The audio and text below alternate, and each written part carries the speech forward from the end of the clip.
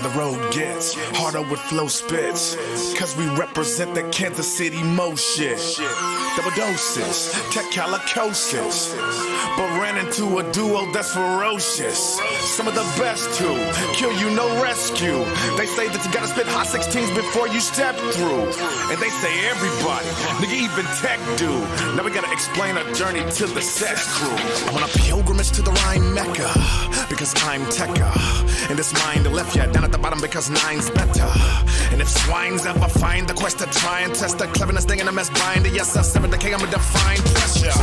I'ma spit it for bitic roars and not a critic whore. Hit ignore, I got a sick core. Did this war, you're not a win it pours. Wanna play every day, stat A for the wet A, that I spread A, say A. You get the pet A, that's your A and that A. Bumblebee tuna. Don't be smelling like it if you're under me. Rumors will begin about you from hungry punas. Hoping, wishing, praying when you're gonna be sooner. When I'm dead, I'ma get up in the head of the nigga that set it up, picking the let up, then I wet him up like a predator. I'm dead, I'ma let him plus skip the pizza, they ain't no humble, we Luna. Moon-stricken, redneck saying who them coons ripping. Boom, pick 'em up, take 'em up to my land in my van. A lot of room, get in and in. Wanna catch my flow, tryna wake up your style. But you fucked up like, I'ma make up for it now. It's unfair to be such a motherfucking rarity. Beware that we tear many squares if he dares to be a parody of this clarity. We bear that we share, swear we need therapy. Prepare to see near any spare, caring is barely there. It's unfair to be such a motherfucking rarity. Beware that we tear many squares if he dares to be a parody of this clarity. We bear that we share, swear we need therapy. Prepare to see near any spare, caring is barely there. It's unfair. Who are these dudes? We never let in any fools. You know the rules. Christopher, egotistical, narcissistic with ya. If they sit on the throne, then we tell them to get up and move and make us some rules. But I heard of these guys, murderous when it comes to scripture. Ubiquitous and God of us, say God's to us, we God's to them, so we meet right in the middle. Chew the fat and fried up a little. When it's unfair, we got their hands in the air and you can't even get a show. No one cares that your freestyle so rare and don't nobody care, nobody know. And it's easy for them physical favors while y'all just spend all your paper. Breezy's bend over the table, tattoo symbols on my label. Trapping and trafficking rhymes, tongue sharp as African knives. We what is happening to you? Why's why you at 9 to 5? So might as well stop rapping, cause it's not happening if I stop laughing. Cause it's too hard to impress, it's just blatant disregard. The 4 horsemen, of course, we're forced to be coarse when you're talking tall and when y'all getting the short it's end. It's unfair to be such a motherfucking rarity. Beware that we tear many squares if he dares to be a parody of this clarity. We bear that we share, swear we need therapy. Prepare to see near any spare, caring is barely there. It's unfair to be such a motherfucking rarity. Beware that we tear many squares if he dares to be a parody of this clarity. We bear that we share, swear we need therapy. Prepare to see near any spare, caring is barely there. It's unfair to me. Nothing is what it appears to be. Killing off any and everything coming in and it's something that's dear to me. If and you feeling the fear, then flee. 5-4 feet foam with a fuck up. I'm retarded with a clover. I guess you would call it dumb luck. When I'm rapping out of habit, I'm adamant getting at 'em. But I would rather hit a madam with a magnum and split her atoms. Trying to fathom the famine that won't diminish the anger. Got a place set at the table. We eating spinach with strangers. Sipping Caribou Lou's. Spilling the sickest shit ever by telling, but who would've knew? I'm one of the 2 in the crew with a knife in my pocket and one in my shoes. Surrounded by haters, so what I'ma do? Thinking I gotta devise a game plan. Get a ticket to kick it with Chris and Nina, so I'm guessing I'm headed to strange land. And my main man would've told me to murk 'em. Doing this in indeed. I'ma catch a couple more, then I'm forming a human centipede. Pause. I'm aware that they hating. Look it, they got a diss. Who the fuck is fucking with? Ted, Cali, UB, and got It's unfair to be such a motherfucking rarity. Beware that we tear many squares if he dares to be a parody of this clarity. We bear that we share, swear we need therapy. Prepare to see near any spare, caring is barely there. It's unfair to be such a motherfucking rarity. Beware that we tear many squares if he dares to be a parody of this clarity. We bear that we share, swear we need therapy. Prepare to see near any spare, caring is barely there. It's unfair to be doing motherfucking charity. You can pay a fucking fare for me. You're really, there ain't nothing there for me. Move carefully, I swear that we fly as a parakeet, high as a Cherokee. And my rhyme, I spoke like Jeremy. Feel my fire, my smoke, my kerosene. We don't want no drama. We don't keep it peaceful. If y'all can keep it humble. I really don't know what he come for, but his name is the same flame is a gun, yo. Strange land is a place that I've seen in a dream since I was running around in my Umbro. And you heard it direct from my mouthpiece. Tech scouted me out, then found me. Turned out with the perfect strangers, Larry Appleton and Balky. I was out east when the text came in with text saying what it's about to be. Before you fuck me on the door, know that everybody around here looking out for me. Now that we got that in the air, I can feel the change in the atmosphere. My crew been living in limbo, but apparently all this rapping has trapped us here. And after years, they hearing we lost inside the dream. Not necessarily, I won't let this rap thing bury me. I'ma let these bat wings carry me. We read a rap, so they get a rap. We get a rap, if it's seen a rap, give it there, we need a rap. Make up my thumbs, not see, but rap, not. What is this in the distance? Yes. Make sure you hit the thumbs up because YouTube really cares, even if your boy does not. Happy Friday, everybody. Man, I'm gonna do what they say. Releasing just retrogress with Mayday.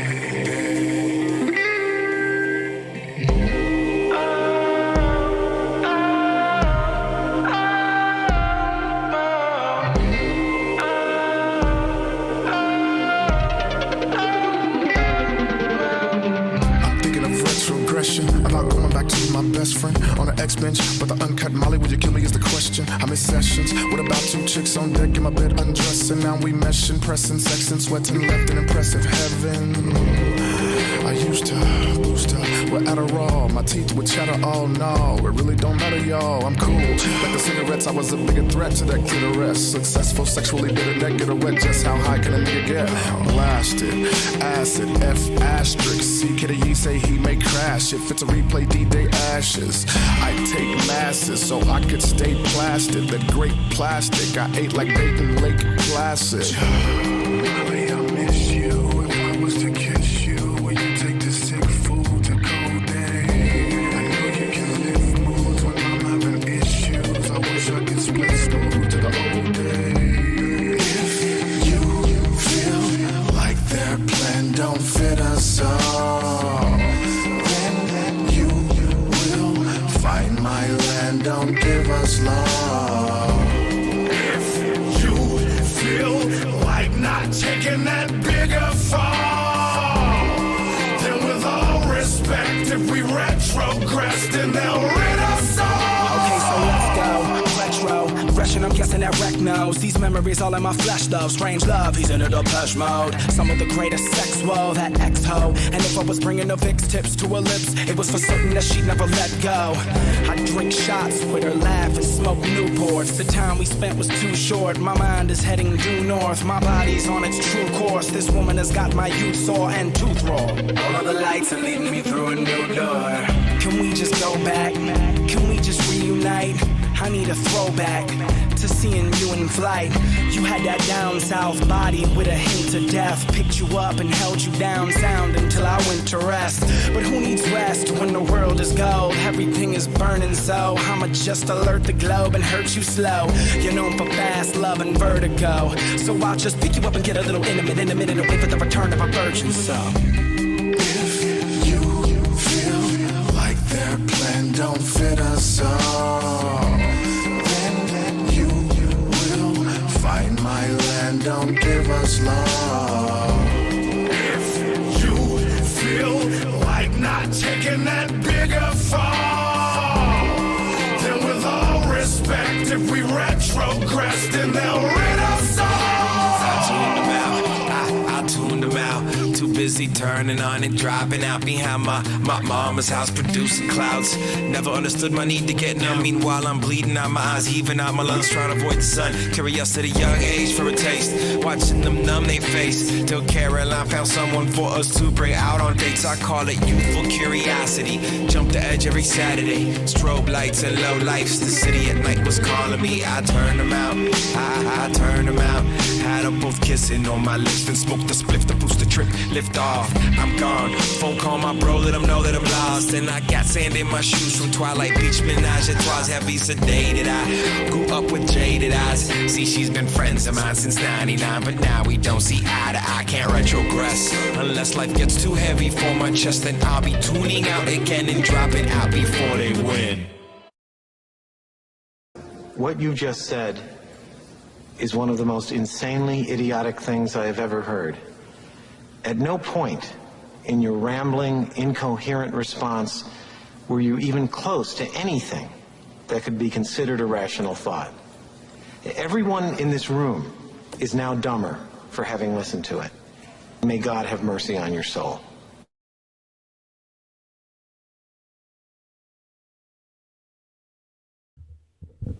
Yo, yo, yo, what is up, everybody? It's your boy. Happy Friday night to everybody. How's everybody doing? Well, if you're here, I know you're amazing and fantastic, so we'll start off with that. Make sure you hit the thumbs up because YouTube really cares, even if I do not. Of course, if you want to support the show, you can see at the bottom of the screen and all of that jazz.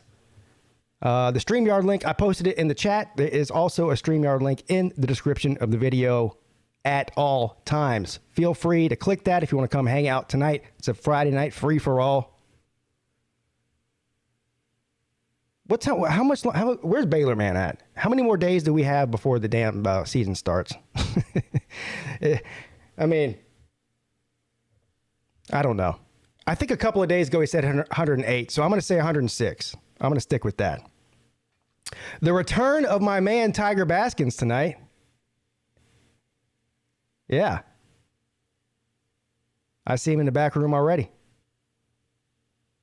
So I won't waste any time. I'll bring on Tiger Baskins. But of course, let's first get to the chat. Cheers to the chat. Let's see who's in here. Canned Water's here. Kevron Harris. Matt Dummett. Nate the Great. Don't be late. Jerome. Better known as Jerome Shit Talking Pruitt. She shortened her name like Prince did. From Prince to a symbol. Maybe that's what she's going to do next. Maybe she's going to change it to a symbol next. We'll see. Oh, Mayhem Matthews here. VicTube.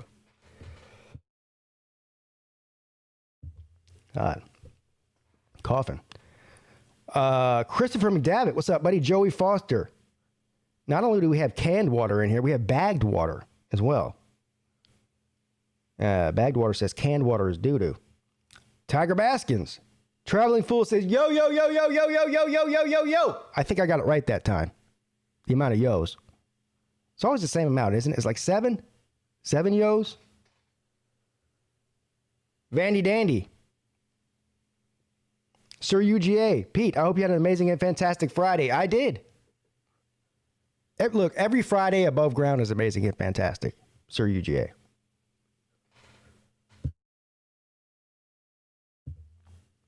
Elijah Allen. South Carolina's biggest win last year was against teams that had given up. Well, that's pretty much every year these days lately. Battle Angels here. Bible Belt Beauties. Esso says, yo, yo, yo. Now we have boiling water in here. Good God. Canned water, bagged water, and boiling water. All right. All right.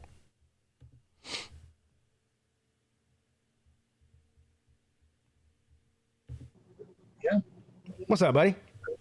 What is up, my boy? Please tell me the audio is okay. It's not crazy. It sounds okay to me.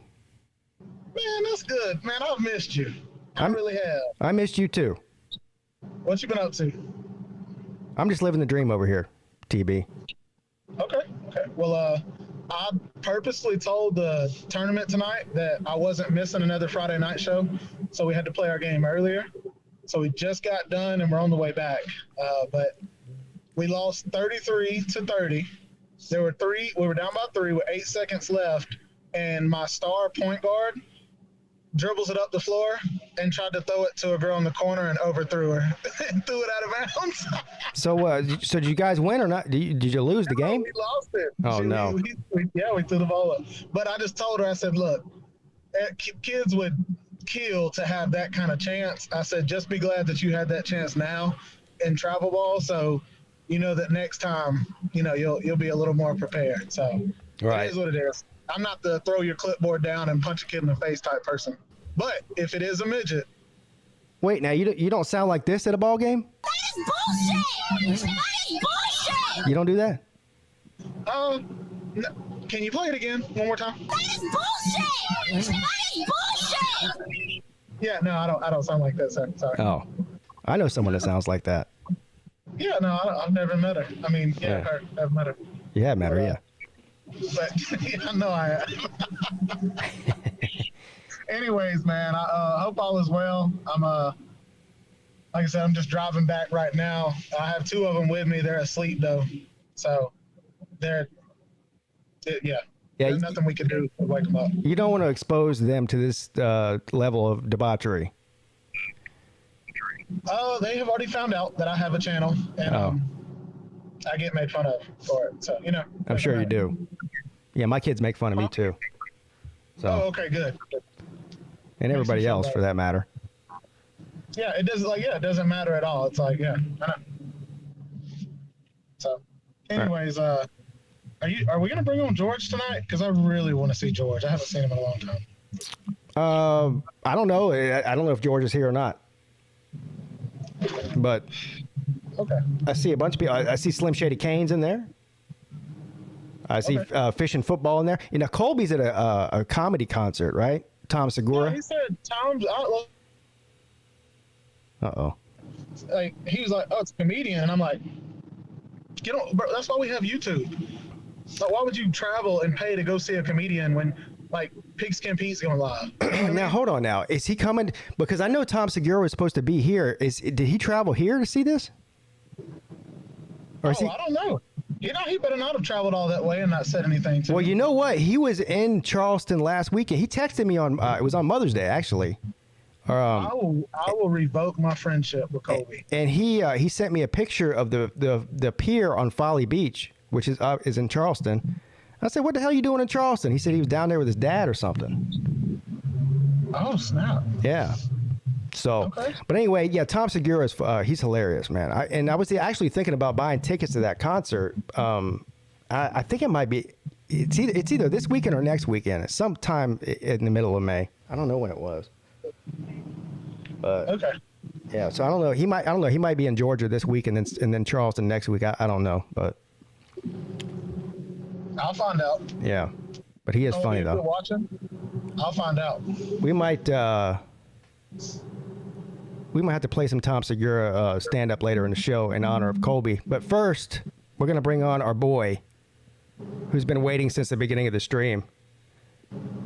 You know who it is, right? Great. Nate the Great. What's up, Nate? Is it really Nate? Yeah, it's Nate. What's up? What's up, Nate? Nate. What's up, TV? I've missed you, Nate. I missed you too, bro. Did we play Fortnite like 2 days ago though? Yes, Nate, we did. Yeah, we did. I can still miss you, Nate. Doesn't matter how long. I know. I was just messing with you. I'm sorry for your that your team didn't win, but hey, you gotta lose sometime. Thank you, Nate. I appreciate that. It was a good game. I was missing 4 of my players, so I had 2 8th graders and 4 6th graders, and we played another team that was, I guess, 8th grade or 7th grade, and to only lose by 3, like, I'm just glad that, like I said this a while back, I'm damn good at what I do, and like tonight proved it. Taking a bunch of little bitty, basically dwarves in 6th grade and going up against girls that are 3 times their size and losing by 3, that's a win all day long. I don't care. That's good. I mean, if I were there. We'd have won by 50, Nate. If you were playing, we'd have won by 50, bro. Yep. Just put you in a wig, tell them you identify as a 12-year-old. We'd have been good to go. Yeah, I'll shave my beard off. Well, I mean, you do kind of look like a female, though, Nate, like a pretty one. Damn. Anyways, Nate, go ahead.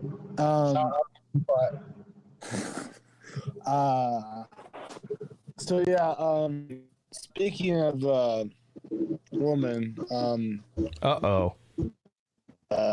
I do have a crush at my work. You have a. Now hold on now. First of all, do you have a crush on Christopher McDavid's girlfriend? Hell no. where, Nate the Great, where do you work? Uh-oh. I'm starting to hear myself. I see what you're getting at. Who's actually? I don't know. Wait, are you telling me that Nate the Great has a crush on somebody where he works at? Well, he works at a middle school. What? Hold on now, Nate. Listen, buddy. Do not say it. Just don't say it. How old is she, Nate? She's like 18. Oh, I thought he said she's 8. I was like, I'm getting off the stream, bro. Yeah. No, 18. That's acceptable. Nate's only, what are you, Nate? 21, 20? Yeah, I'm 20. I'm 20. Yeah. Oh, that's that's perfectly. That's perfectly acceptable. How old was she? I said 18.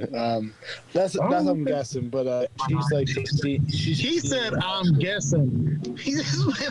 Yeah, Nate, don't guess. Sure she's 18.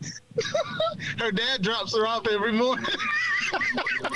No, she drives herself. Just kidding, dog. I'm sorry.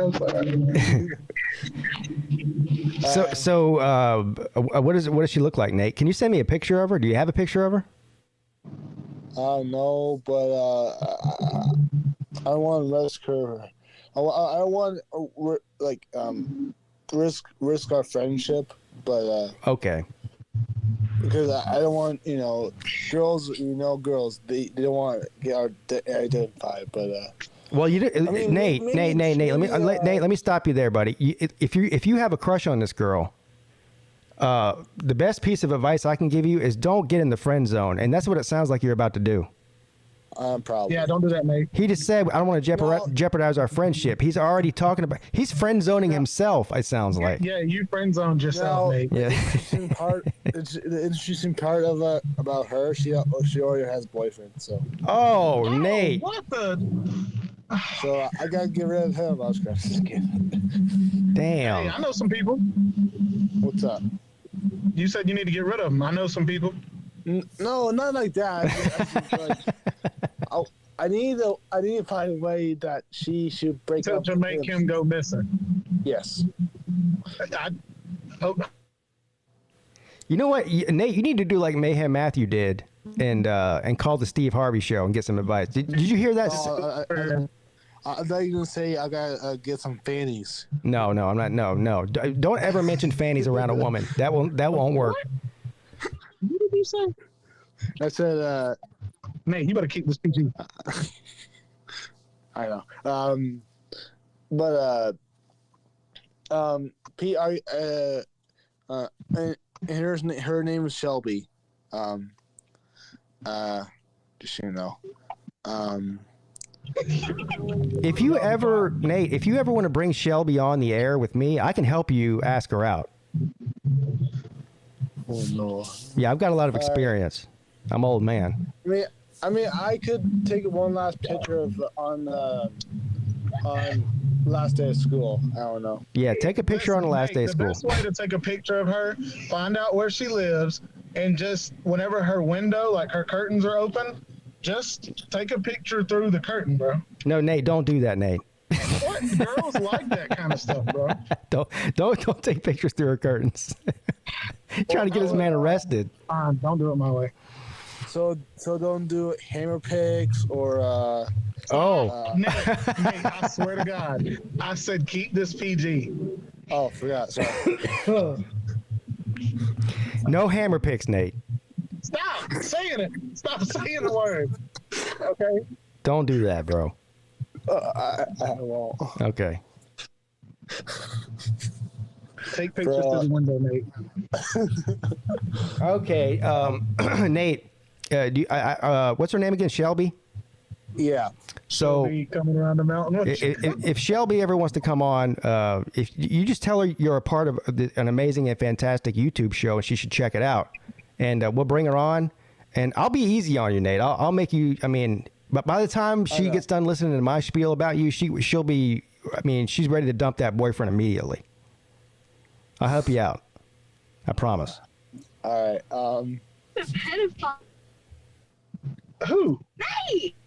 Nate is not. Nate, tell her you're not a pedophile. I'm No, not a predator. she's 18 years old. Stop it. Nate, stop it. No, you're not. I'm not a pedophile. Never mind. No, stop it. All right, enough of that. Hey Nate, I love you, and bring Shelby on, and we'll make that happen. Why did fishing football just drop out? Fishing football was about to bring you on. All right, see you guys. All right, He buddy. got intimidated. He got intimidated by TV. That's what. Yeah, I don't know. He was in the back room for a couple minutes, and I was getting rid of Nate so I could bring him on, and he dropped immediately. Yeah, intimidation. Right, fishing football? I know you're listening.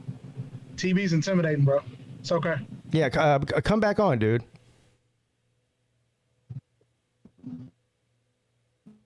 Yeah, but Nate, stop giving Nate bad advice. TB. You said stop giving him bad advice? Yeah. Okay. Well, stop giving him advice that would lead him to get arrested. That's number one. But If they're on the second story, use the selfie stick, Nate. hey, what's up? You're on with Pete and Tiger Baskins. What's up, guys? What's up, fishing football? How you doing, buddy? I'm doing good, man. Oh, so you showed up. I showed up. Okay. Now Okay, it's raining all right. outside, and I'm sitting outside. So if it's something that's bothering the stream, then let me know. Yeah, so far I can't hear any rain. Sounds okay. Cool. My headphones must be doing the job, man. Hey, Now, Tiger Baskins, on the other hand, he sounds like he's inside of I was gonna say. a computer. Okay. Go ahead, fishing. You good. You got the floor, fishing. You good. No, I can hear you now. Well, I was gonna say Christopher and Nate have a few things in common, but Uh-oh. Uh-oh. I wasn't trying to be bad about it. They're both having intimate relationships. This is something that you learn to do once you get above the age of 19 and 24. It's completely normal. Yes. So this is not a bad thing. Do you have any advice for Nate? Well, like you said, he was getting in the friend zone. Yeah. I gave the same advice to Christopher the few days before, and Christopher went ahead and tied the knot as we speak. I'm confused. Christopher got a girlfriend with the same girl he was talking about. Oh.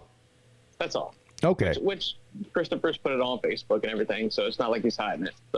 So maybe Nate needs to get some advice from Christopher, because he's obviously doing something right.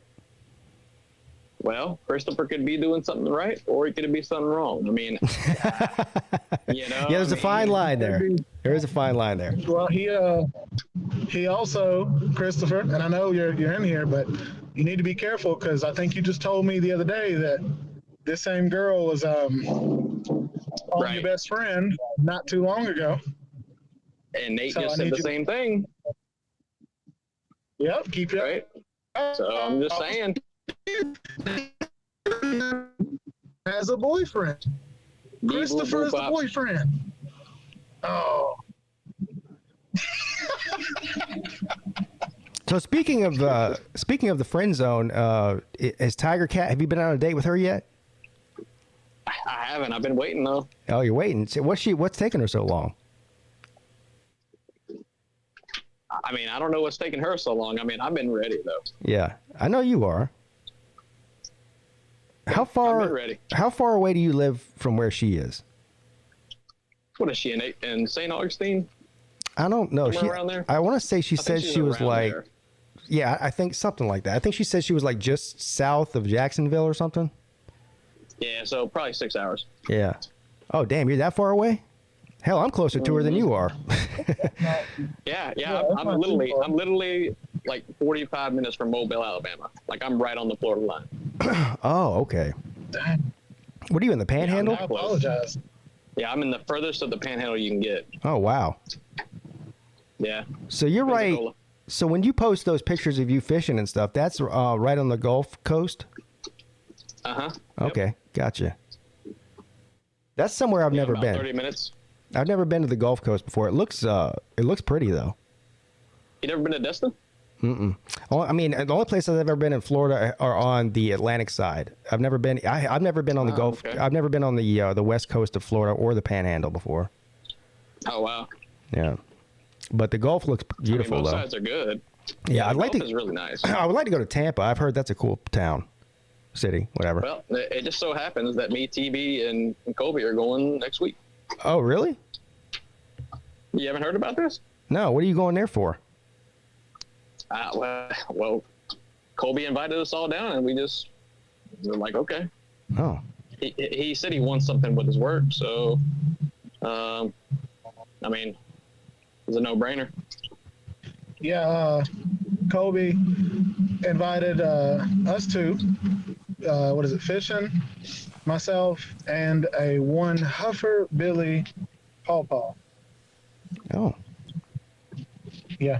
So- I told him to invite you, Pete, but he was like, "Nah, bro. Like, I don't even know Pete like that, man. Like, he." No, I'm kidding. No. Well, look. We did that. I wouldn't be able to go anyway, but it sounds like fun. What's up, Scott Kerr's in the house? Well, we just figured you would get us in trouble. Yeah, well, I'm good for that. Oh. Yeah. I used to live in Fort Walton Beach, Florida. Did you?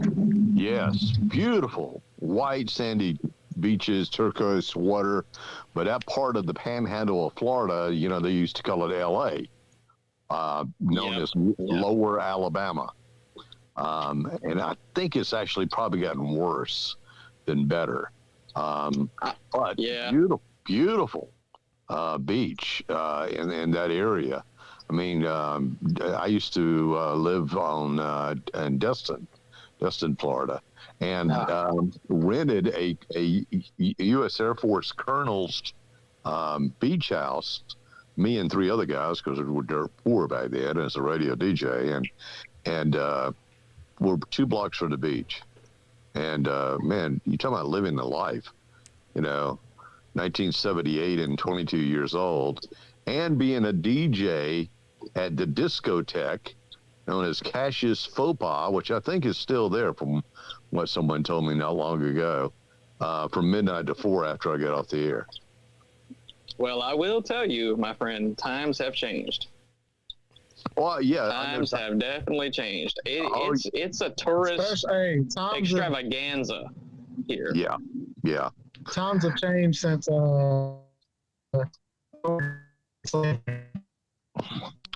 well, I'm guessing you can't get laid as much as I did back then. I bet that's. Remember, I was 22. Yeah. You know, one of the greatest summers of my lifetime is what I'll tell you. You know, but and you know the old saying, the DJ always gets laid. Well, back in that time, it was true. I believe you. Yeah. Oh, yeah. All right, you guys are doing a great job. Y'all are doing amazing at keeping this. Just go ahead. It's like trying to tell fish and football not to cuss on screen. Never happened. I'm sorry if I'm cursing. No, I apologize. there's no rules here, sir. Not the cursing. I'm saying, what you know, nothing. Just go. Hey, Scott. So TB hates when I curse. We haven't. I don't understand. We haven't heard from Scott in a while. Scott's been on a sabbatical from the morning show with the fake news. So what have you been doing to occupy your time during your time off? I've really been working. This is what I've been trying to do. Yeah. Pete is actually trying to get some work done. Lou, I think understood that I wasn't burnt out. Just couldn't find any stories I thought worth writing about. In this time period. And I just saw that after his talent show and we get closer to the football season, then there'll be more to write about and more fake news I could come up with. Well, Scott, I will say this. Yeah, man. Now that Billy Napier is the coach and Dan Mullen's not there, that takes about 50% of the content out. It does. I don't know. I had Dan Mullen dancing nearly every week, you know. I know. I haven't seen Billy Napier dance yet, so I know. That's good. I call him Flat Top Billy, but no. I mean, he's got the 1960s flat top haircut, but no, there's not much I can talk about with Florida. Now, I mean, BBD's been on and just really trying to give an ass whipping to Georgia. Oh, they're going to be one and done. They're not going to win the Natty, and I don't know if we'll win the Natty this coming year or not. I think we'll have a darn good team, and we'll be in the top 4. I hope once again, but we'll see. But no, it's been really tough. When all the coaching changes were happening, it was easier to write. But I can only write about Josh Heupel going to the Golden Corral, so many times. Well, yeah. I mean, you can only make so many fat jokes. I mean, and haircut jokes. So I just thought it might be best to back off a little bit for a little while. Yeah. Yeah, people love to kick you while you're down. Trust me, I know. So since you won the Natty, everybody's going to kick you down for losing players and stuff like that. So it's just going to happen. Of course. I mean, it's look. If we don't win it another 40 years, okay. I saw a guy when I was at the grocery store had a Georgia hat on, and I always see when I see somebody like that, I'm sure you do the same thing, Pete. You might say, "Hey, go Tigers" or something like that. I went over to the guy and said, "Hey, sir, go Dogs." He said, "Hey, we had a great year, didn't we?" I said, "Yes, sir, we did." He said, "It may be another 40." He said, "But we can brag for a little while." That's right. Believe me, I know exactly where you're coming from. I was happy that I got to see Clemson win one in my life. I mean, some people go their entire life and don't get to see it, That's true. So, I mean, well, it's technically this. I've seen 3 in my lifetime, but the first time I was, a newborn, so that didn't count. But to win 1 and then let alone 2, I could still die a happy man if Clemson never won another one. Now, I want them to win another one, but if they don't, I can still say I lived to see 2 of them as an adult, and that's good enough for me. Well, honestly, what's going on in the ACC? Any news there, Pete? That's worth speaking about. Well, they had their ACC meetings this week, and it looks as if they're trying to come to some sort of agreement on eliminating the 2 divisions. That's big news. Really? And yeah. Okay. And going to some sort of what they're calling a 3-3-5 system, which is kind of like a pod system. Are you familiar with the pod system? Have you heard of that? No, I'm sorry. So what it is like basically you take away the Atlantic and the Coastal divisions, and then you group teams together in 4s. Okay. And so, like, in other words, let's use Clemson for example. They would play 3 teams every single season, whatever 3 teams they decide on, I don't know. And then the rest of the teams from year to year rotate. So basically, instead of only playing some of these teams from the other division like Miami or Virginia Tech or Pittsburgh or whatever it is, every 6 or 7 years, you'd play them every 2 or 3 years, which I like that. And then... And then what you have at the end of the regular season is the 2 teams in the conference that have the best conference record play in the ACC championship instead of, the winner of each division. I got you. Yeah. Okay. Yeah. Well, that makes that might work. I mean, how do you feel about that, Pete? Well, I've been talking about doing this for years. I mean, I've talked about it a lot. And I don't think the divisions are needed in college football in general, but certainly not in the ACC. It's silly. Well, I feel like if the ACC does it with Texas and Oklahoma joining the SEC, it's just going to happen. And that's just going to start something totally new. But then if that does start something totally new, that means you got to keep conference games. Like Clemson has to play South Carolina once a year. Georgia has to play Georgia Tech, Florida, FSU. So they're going to everybody's probably going to keep an out of conference, Oh yeah.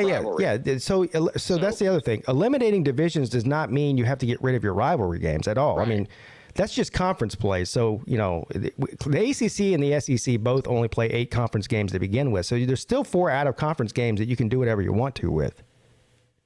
right? Yeah. So, I mean, Clemson would still play South Carolina every year. And they would still play, I don't know, whoever, they still schedule an out-of-conference Power 5 game with either Notre Dame or some other SEC team every year. And then they play, Nobody State and Who Gives a Fuck University as their other two non-conference games.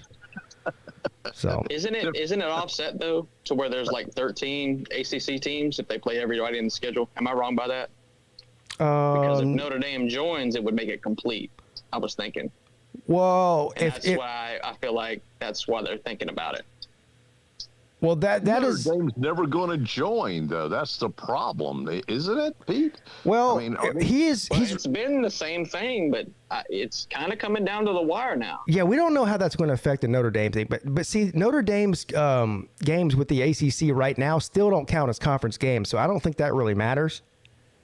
Yeah. But like in other words, Clemson plays Notre Dame this year. That's not an ACC game, but there is a conspiracy theory out there, and it.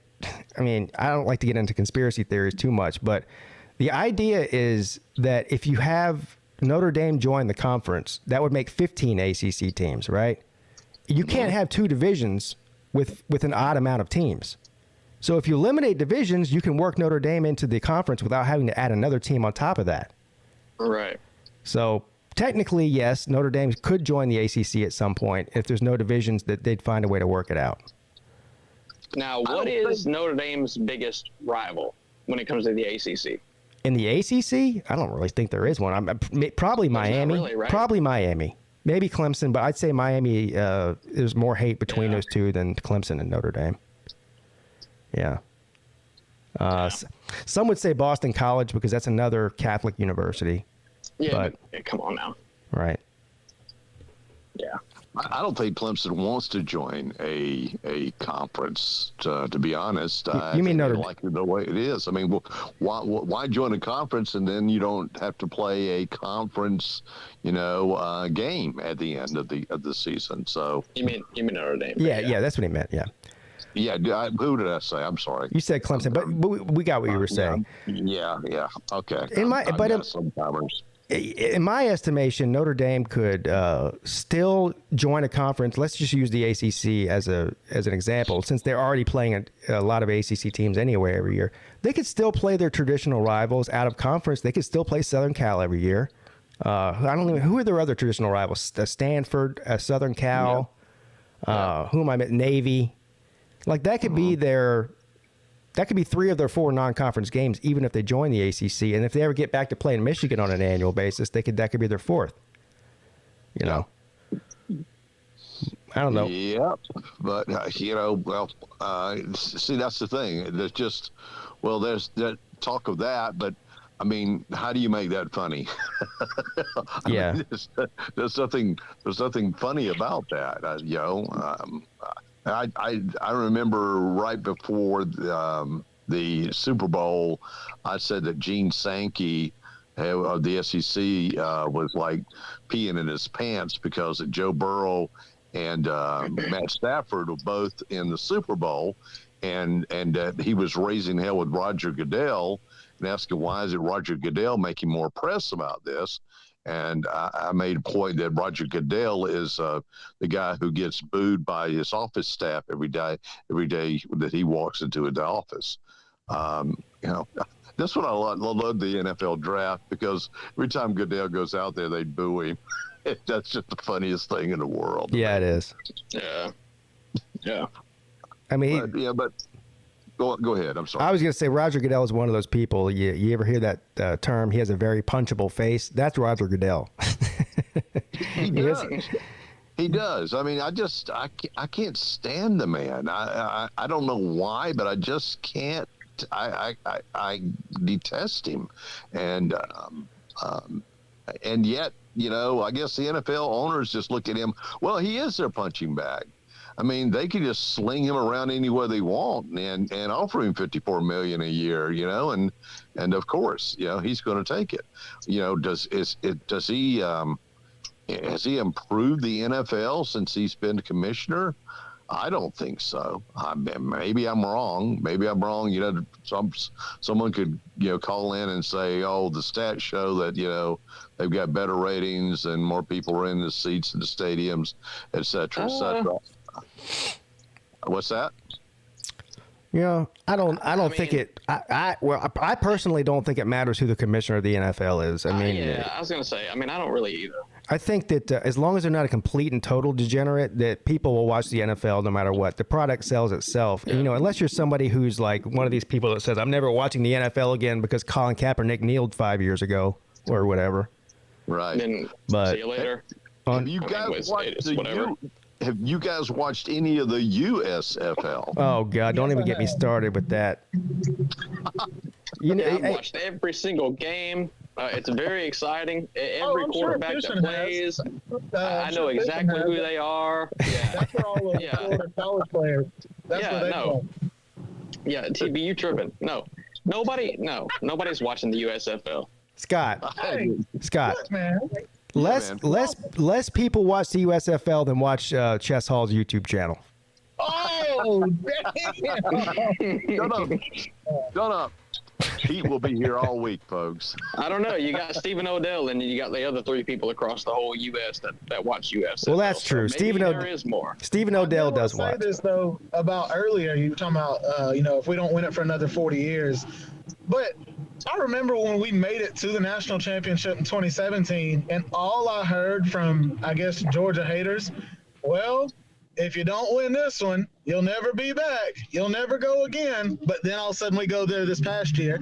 If you don't win this one, you'll never be back. It'll be another and it's like, well, shut the hell up. Like, yeah, you heard that from a bunch of idiots, though. Well. Yeah, and it's like, y'all don't like, do y'all not to not understand the change in the program? That's what I don't understand. Like, people really don't see Kirby out here. He just broke he broke like 4 NFL records in one draft. And it's like, oh, well, but one time at band camp, like, no, stop. Well, you know what you know what it is? You know what it is, though, with people like that? Anybody can pick any given team on any given year, including Alabama, and say, you're not going to win a national championship this year. And the chances are, they're going to be right. I mean, because the odds are there's only one team that's going to win it, and you have a bunch of teams that can win it. So it's a ridiculous argument for every single year for somebody to go, oh, you're not going to win a national championship this year because you're probably going to be right.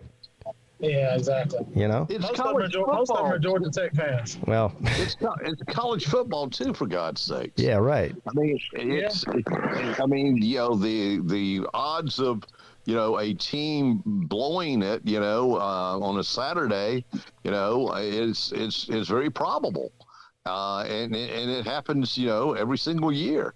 You know, you don't expect it. There's an upset every single year with teams. So, I mean, you know, hell, Georgia had an upset with South Carolina in 2019. I mean, you know, it just happens. You know, because it is college football. It's young players. I mean, there's still, you know, they're young. There's still some inexperience out there. So now I have to add something to that. Yeah, there are multiple people predicting Gold and Blue Dude to predict South Carolina to beat Georgia this year. In my opinion, just because the upset happened 2 years ago. Just because of that. Yeah, you can go fuck yourself. That ain't happening, bro. Yeah, people are predicting that just because the upset happened years ago. I mean, you know, you see, you pay attention, and people do this. You know, they pay attention for years in a row. They see it happen for 2 years back. I mean, and then you want to predict it like 3 years later. It's just silly. It's almost as silly as like a mock draft for 2023. It's like right after the draft ends. It's just. I think they're predicting Tennessee to be second in the SEC East, and that could be. I did hear that. That could be a possibility. Stupid opinions float everywhere. Well, now Tennessee being second in the East is not that far fetched, honestly. It's not. It's not. They got to get great quarterback. Henry Hooker is a good quarterback. Yeah. But South Carolina not a bad coach. I mean, he really isn't. South Carolina finishing second in the East is different. Yep. Well, he proved a lot with having 25 players transfer, scholarship players transfer, and still was fastballing people, putting up 40, 50 points a game sometimes. And it's like now all of a sudden you have him coming back. I don't know. I agree. In Florida, not that they're down, but you just have a first-year head coach. You don't expect them to win, at least get second in the East. So, no, I agree. Kentucky is the only person to watch out for if you're Tennessee. Now, can I put my 2 cents in real quick? Yeah, bro, you got all the money in the world. Do it. Well, I don't know about that, but now what was the rule that they came out with to limit the fake injury thing? It will just be reviewed. I think it was something along the lines of like your school will be penalized or something if they go back and it's one of those where a player is literally running up to you, telling you to get on the ground, or they see a coach telling you, like, you're just going to have to disguise it a lot better. That's it. So you just got to be better actors. Okay, cool. Facts. Yeah, that's a weird rule. This is my thing. A lot of people are saying Florida's going to be horrible, and I don't think that Florida's going to be amazing, but people are underestimating Florida and what they're going to be.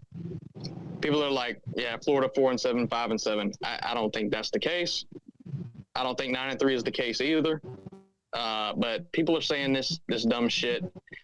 But also, I mean, people are thinking Tennessee's going to be the cream of the crop. But if you have this rule that's going to stop them from stopping the clock, like this injury rule, I mean, how are they going to run hurry-up offense the same? I mean, and is it going to change the way that they run their hurry-up offense? I mean, how are they going to run stuff different on defense or offense? I mean, people were faking injuries against Tennessee's hurry-up offense. But they were doing it on the defense too, though. Oh, yeah, no, I get that. I'm saying if now teams can't slow down that offense or any other fastball offense out there, you just got to take your licks. If you can't have players on the field that can have that kind of conditioning, then that's on you. Which that's what coaches are doing, taking an injury so they could, Okay, so let's say that does happen. So Tennessee just runs the table on offense every time they get the ball. Their defense is going to be on the field. I mean, well, hold on now. Series of games. They scored. Why are we acting like a hurry-up offense is something new? It's not like it's nothing new. No, it's not. Larry Fedora won 2 games during the hurry-up offense. All this and the fake injuries last year. Come on, you can't say that they didn't play a role in shit that happened in the game. Offense could be consistent.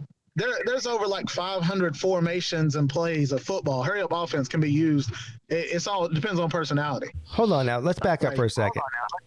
Let me understand this new rule about the faking the injuries thing. Is this something the review takes place during the game, or is it something that takes place after the game? All right, so then it doesn't. Yeah, it'll be after the game. Then it doesn't matter. Then it doesn't matter. It doesn't matter. It's not going to change anything. Right. So I know, but that's what I think the penalty is going to have to be something big. You can't say a kid's lying about an injury and get sued. Right. Okay, then yeah.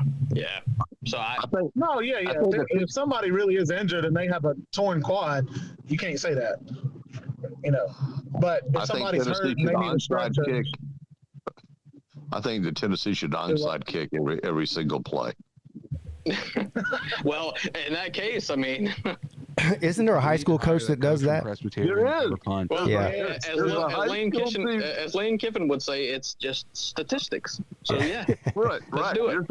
There is a high school team. I believe they're in Arkansas, and that's what they do. And they don't punt. No, yeah, they hired that coach. They do not punt. No, yeah, they go on 4th down, and they win a lot of games, a ton of games. Right. Presbyterian like undefeated this year, and that team was super weird. I'm looking them up right now.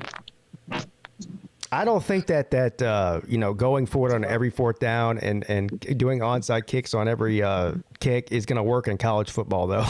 That's a different story. He got hired. I'll read you the score of his first game. It'd be a little tricky, don't you think? Peete? I think that'd be real tricky. Yeah. Yeah, and You know, They're 2-9 at Presbyterian this year. is that what they do? Yeah. Oh. That's the coach from Arkansas. They hired him. Oh. They won their first game You said it's his 84 first to year, though? 43. They won the first game. What? How much? Dog. 84 to 43. Then they lost to Campbell 72 to nothing. Good God. Well, if you're gonna take a chance and if you're gonna hire a coach like that, your team got to be trash in the first place. So, Well, he was on. They had him on. What is it? The HBO Sports. And that's where I saw the guy, and he said, "Well, why don't football teams use the fourth down more?" And he just came up with this program, and that's what they practice. They practice fourth down and onside kicks, and they've got every type of onside kick play in the world. Well, this is the same argument that the teams like Georgia Tech that used all those years they had Paul Johnson and used the triple option. They go, it's so hard to defend. You can't stop it. And I go, look, if it was so hard to defend and you couldn't stop it, then every NFL team would be running the triple option. Like, It's just annoying to have to defend. It's not hard to do it. It's gimmicky. And what it is trying to cover up for a lack of talent is what it is. But once you get into these, top tier teams, especially in professional football and at the top tier of college football, that gimmicky shit doesn't work. I mean, sometimes it does, but not on a regular basis. No, you're right. No, not consistently. No. But it's like, but Lombardi took the jet sweep and made it the most famous play the Packers had and they used it all the freaking time. Yeah. But you're right. I mean, in today's football, college or pro, no, you can't do that. It's remember the Wildcat formation when that first started happening. No one it took about a year for teams to figure it out, and now nobody uses it anymore because they get crushed. No, I mean, the QB option. That's for 1A high school football. Yeah. You brought up Kaepernick earlier. Kaepernick was a QB option quarterback. They made it famous. Basically, he can throw it pretty well. Yeah, he could. Yeah. But in the first year of the 49ers, he was exceptional. And then the second year, they had all figured it out. All the teams had figured it out, and he wasn't. And they went to the NFC Championship, but sure. Yeah. Yeah, you're right. Yeah, but I mean, the first year was great. Second year, no. The second year, they were pretty good There's too. a lot of quarterbacks though that do go through being really good their first year, even second year, and then teams start to figure them out, and it's like that's why the NFL is so hard for quarterbacks. I mean, look, someone like Joe Burrow, one of the most unpredictable quarterbacks out there. I mean, I just still have props for Joe Burrow and how that kid plays the game. I mean, he's just unfreaking believable. Especially when he took 8 sacks that one game and they still won, and he was just still like putting his heart into it. I love it, dude. He reminds me a lot of Deshaun Watson. And I forget the massage jokes and the butt jokes and everything, but those are two of the guys that are just like the ultimate winners that can will their team to win. Deshaun Watson a lot better in my opinion, but I see the similarity. I don't know about that. Yeah, Deshaun's going to Cleveland. You don't know right? about that? I mean, what do you mean? He is not. No. What, really? Hey, you know what? You know what I watched earlier today? Luke Walker, I'm glad you're here, and I'm glad we're talking about Deshaun Watson. You know Deshaun Watson's first start as a college football player, he threw 6 touchdowns against North Carolina. Listen, that was in 2013. That was Peete. Sounds like you're still a little bit mad about that. That's all I'm saying. Deshaun Watson is top 3 to 5 in the league right Absolutely now. Is. I don't know about that. Yeah, and Joe Burrow is maybe top 5 or slightly outside of it. Deshaun Watson's last season before he got benched for all that shit that went on, the contract and then the massages. Without DeAndre Hopkins, the worst team in the National Football League, he led the league in passing. Exactly. Well, I just have which one of Patrick Mahomes, Josh Allen, and Aaron Rodgers is Deshaun Watson better than? Josh Allen. He's not better than Josh Allen. Yeah, he is. He's not. He is. Put Deshaun Watson on the Bills in the past 2 years, and he outshines I don't care Josh what Allen. stats you bring up. The play matters. The play, the situations, the downs and distance. I mean, it all matters. That Texans team, Florida man. that Texans team, the years Deshaun Watson was actually winning on them was pretty good. Yes. No, it If you wasn't. look at that roster, that offense was pretty good. You got to be kidding me, dude. No. Look at the offenses he was on when they were actually good and making the playoffs. He made the playoffs one We're time. making the playoffs. With DeAndre Hopkins, Will Fuller, Brandon Cook. Yeah, but Joe Burrow wasn't. No. They had the worst offensive line. Joe Burrow was in college at that point. They had the worst offensive line in the league. And name a running back on that team. Name a running back on the team he went to the playoffs with? Yeah. It was a dude that they signed from the Dolphins, whose name I'm blanking on. Yeah, exactly. That's my point. A good running back. Yeah, the Dolphins don't have any good No. running back. The Dolphins have a football team? Okay. Yeah, someone posted, a friend of mine posted Tua, in practice throwing a pass, and I put a comment right after you said he broke a hip right after he threw that pass. They call him the glass pineapple down in Miami. I mean, see, there's a guy you thought, oh my God, he'll go and do great things in the NFL, and he has not. Well, he's shown flashes of good times, but he's never been fully healthy. Nope. I mean, that's the problem. I mean, look, I'm kind of happy that Matt Ryan was traded from Atlanta, so that Matt Ryan, maybe just like Matt Stafford was traded from Detroit, and look what Stafford did. But Matt Ryan could be traded, and Matt Ryan may hook up with Julio Jones. I've been told again that with the Colts. Man. And show what he can do. Julio Jones. Oh man, I hate to say this.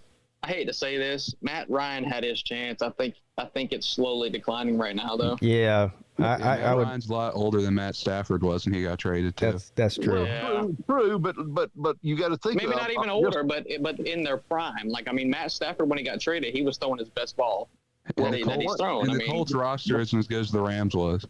The problem, though, has always been with Matt Ryan. Matt Ryan's a pocket passer. We all know that. And, he's Mr. Statue of Damn Liberty back there. But Matt Ryan has never had a great offensive line. Now, if Indianapolis has a great offensive line for him, so you can give him enough time to throw the ball down the field, he was. I mean, to what receivers? Never had a really Julio good Jones team. and Calvin Ridley and Kyle Pitts. He's eighth ranked most passing in the NFL. I mean, he is, and that's insane. That's saying that without having a good team. I mean, he's never had a really good team ever through his career. Team. He's had a horrible team he's played with. That's why I'm kind of pulling for him to. I don't know. To do well they did go to the Super Bowl. He's had good teams around yeah, right. Career. And not only that. Which Matt are we talking about? Now, look. You said he hasn't had a good team around him in his career. That's not true. I'm talking about Matt Stafford. No, I said he didn't. Hey, he's never had a great offensive. Matt Ryan.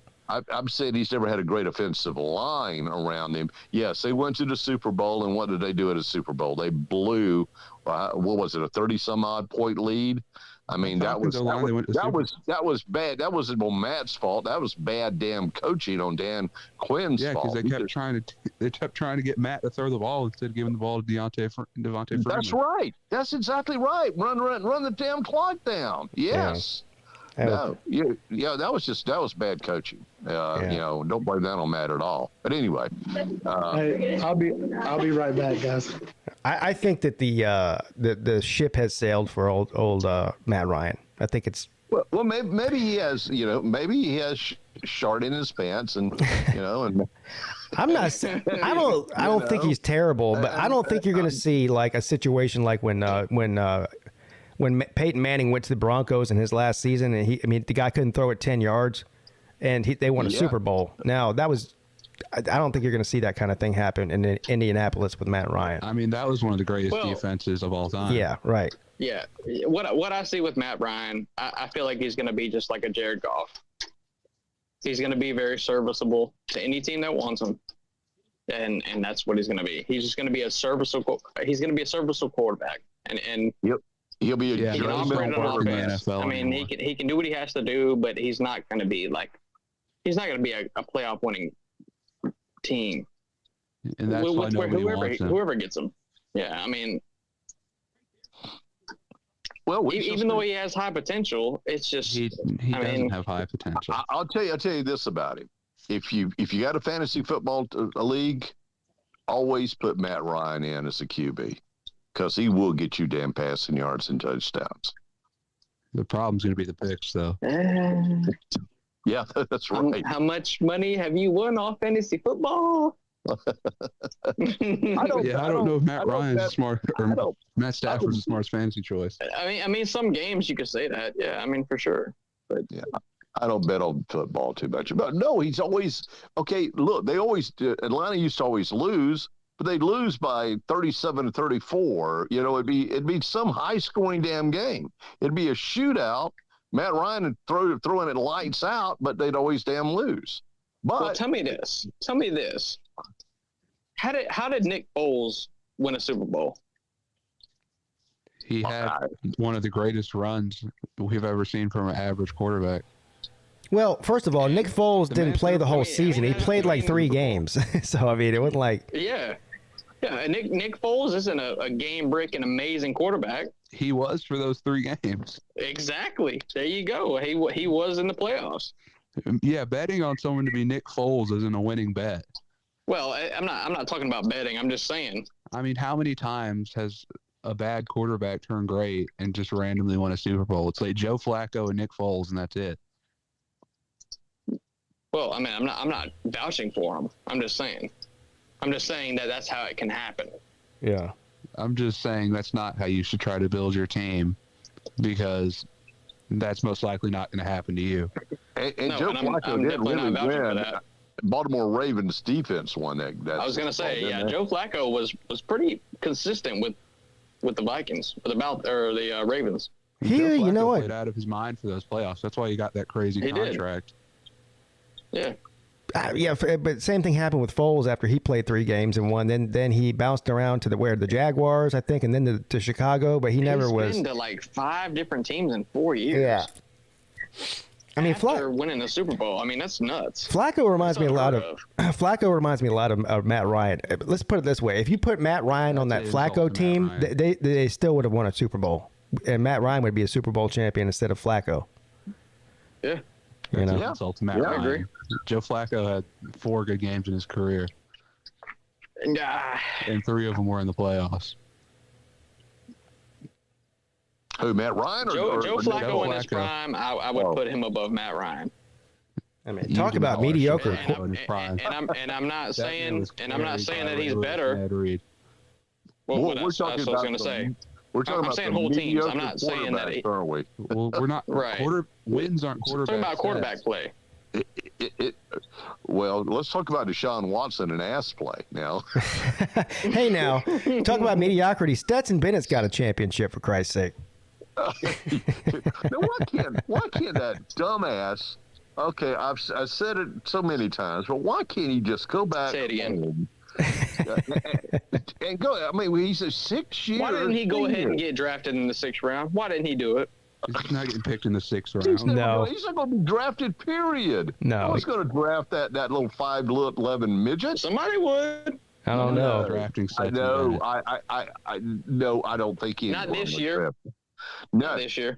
No, I don't know. I don't think he. When the NFL draft comes up, now he's a narcissist, and he's a little egomaniacal little shit who thinks he might. I don't even believe that. I don't believe that. Oh, he's a narcissist. By all means, he's a narcissist. Why do you say that? Because you can just tell. Everyone I've heard about, they talk about him, said he's that way.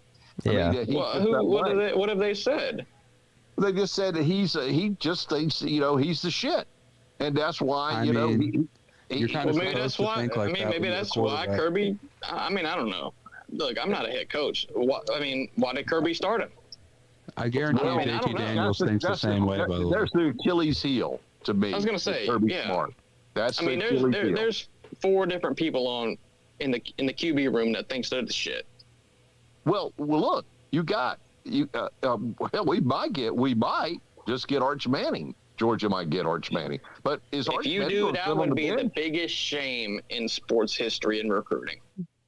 Well, yeah, it would be, because if he sits on the bench, then that's ridiculous. We got Brock Vandegrift sitting on the bench. We got Carson Beck sitting on the bench, and now we're gonna march out again a 6-year senior to be our quarterback again. No, I just think it's ridiculous. Yeah. I mean, there's to me, that's the only problem I think with Kirby Smart is the quarterback situation. I would agree with that. For Georgia football. Yeah, Jackson Muschamp is pretty good. Stop it. Hey, thank you. He's a pretty good quarterback. Thank you. I don't know. To Sir UGA for the Cash App. He said NFL equals National Felons League. So I think that Celine Driver would agree with that. Team probably has some people in jail too. So yeah. What's up, Slim Shady King? Had a couple felons on it last year. I'm offended by this whole conversation. Uh-oh. If Trent Dilfer can win a Super Bowl, by God, Stetson Bennett can win one. I don't know. Stetson Bennett, fucking Christ. Hey, let me tell you something. Do you think that Stetson Bennett is making any money with the NIL? No. Yes. Yes. He won a national championship. He won a Natty. He's Of course he raking in is. cash. You really think and he's that bringing in a lot of cash? may be why he's staying. People are buying. You think there's yes. Well, there is Stetson some. Bennett might be the richest person on and Georgia honestly, team. that may be why he's staying. He may not have faith in the NFL, or he may just want to stay another year and try to do better. But regardless, he won a Natty. He's going to get NIL money. It's there's a lot of people in Georgia with 2 cars jacked up in the front yard that probably bought themselves a Stetson Bennett jersey. When he won the national championship. Bennett got the most it's more than money 2 on that team. Now, Scott. No, JT Daniels JT Daniels had made a shitload of money with the NIL, and he gave most of his money to Stetson Bennett won a national Blame championship Kirby, starting though. quarterback at Georgia. That man is making millions right now. Who is making millions? Stetson Bennett. No, he's not. Stetson could have been. He would have got drafted. Millions. He could have went home and set up a hedge fund and made millions. Been a hero for Georgia. He would already been been considered like Herschel Walker. I mean, he already is. In a sense. Let's be honest. Let's be honest. The only NIL deal Stetson Bennett's getting is he gets a free Zach snack pack every day for dinner. That's all Stetson Bennett's. Well, and I joke, but that's absolutely true. He's going to get these little NIL deals, and it seems like that's why he's not leaving. I don't know if he knows that he can't do well in the NFL. I don't think they're as little as you guys think. You think he gets free Jello too? Yeah. Now, if Stetson Bennett, he gets a free code. I mean, to imply that Stetson's not getting any NIL is just ridiculous. I'm not saying he's not getting anything. A lot of NIL money now. Maybe I'm wrong. You know what? I will look that up. I will research that. But I've already found that he has a few.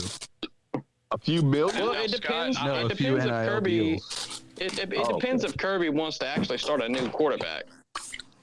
Well, Stetson's starting this year, If right? Kirby wants to be Kirby, then he'll start Stetson again.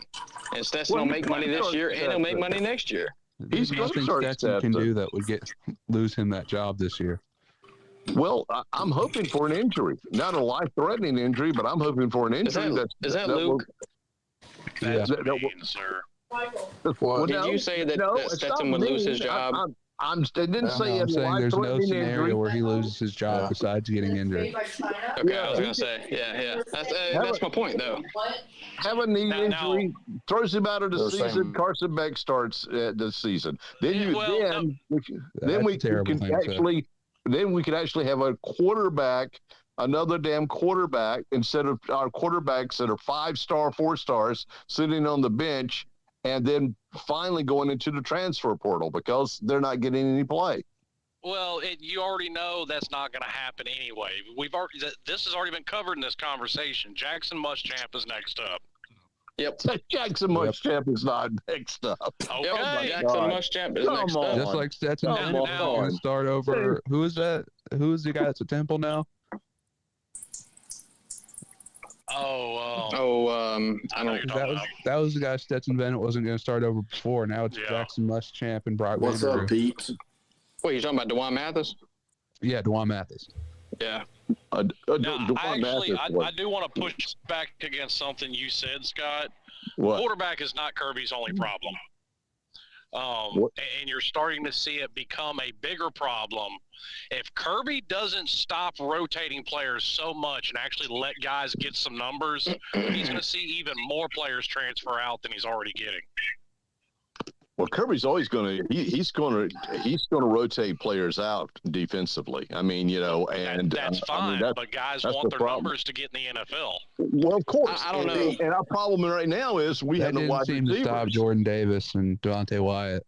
Yeah, I mean, we have no wide receivers right now, and so Todd Monken, we didn't have any wide receivers this past year, and Todd Monken came up with an offensive scheme to use tight ends, and it worked.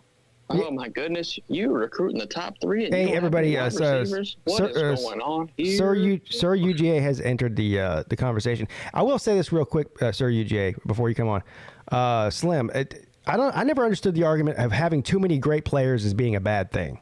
So I don't, I mean. Well, I'm not saying it's a bad thing, but at the end of the day, these excuse me, these players are selfish, and these players want their numbers to get in the NFL. Yeah.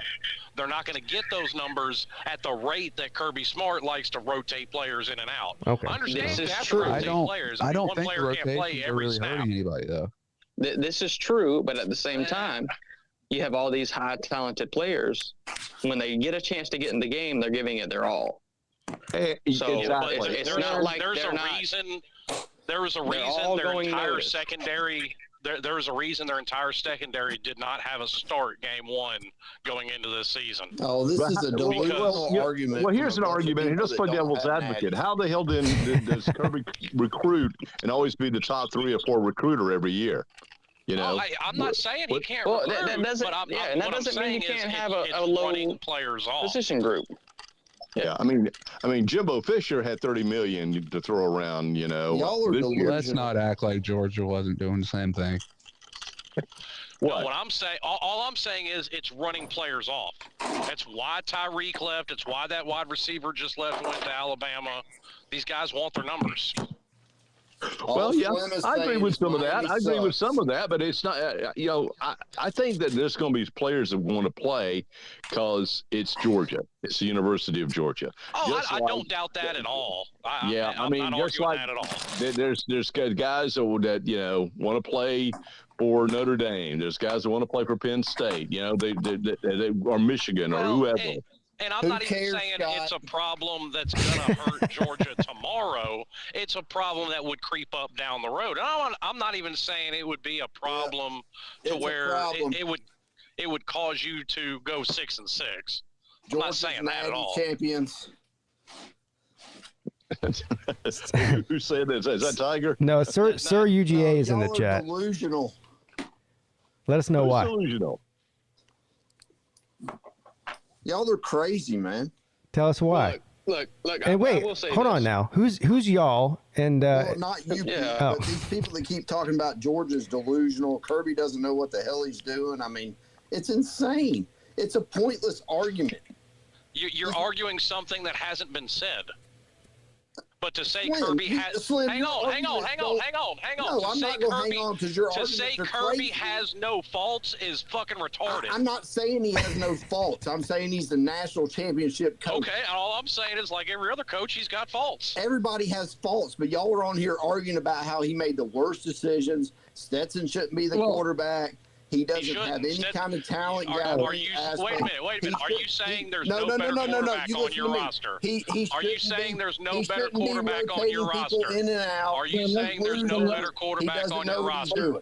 Are you saying there's no better quarterback on your roster? I'm not saying that. That's not the point. Okay, then. What you're saying makes no fucking sense. My point is, y'all come on here and just want to bash Georgia like Kirby has no idea. Oh, cry me a river. No. I'm not crying. I started with bashing. Y'all been doing this I'm not since bashing January. Georgia. I'm bashing Stetson people are predicting us Bennett. to win 11 games. All right, I'm bashing Stetson Bennett. Pete. Yes. Oh Yes. So I'm here. Ignore all these other people for a second, right? Okay.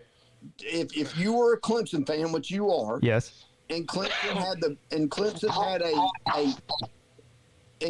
had a year where they had to put a quarterback in based on a scheme that was the only scheme that was probably going to win for them that year, and your coach made that decision, and you won a natty, would you be on here talking about how he's a loser and he has all these 5 stars behind Stetson and this is never going to happen again? I mean, y'all think Georgia's never going to win another natty under Kirby again? Y'all are foolish. He recruits better than all Nobody's ever said that. Nobody made that argument. You're throwing up straw man arguments for nothing anybody has said. Now, hold on. Yes, it is. You cry me a river. Everybody, hold on now. Slim, you're so delusional. Cry me a river. Not one person has said that.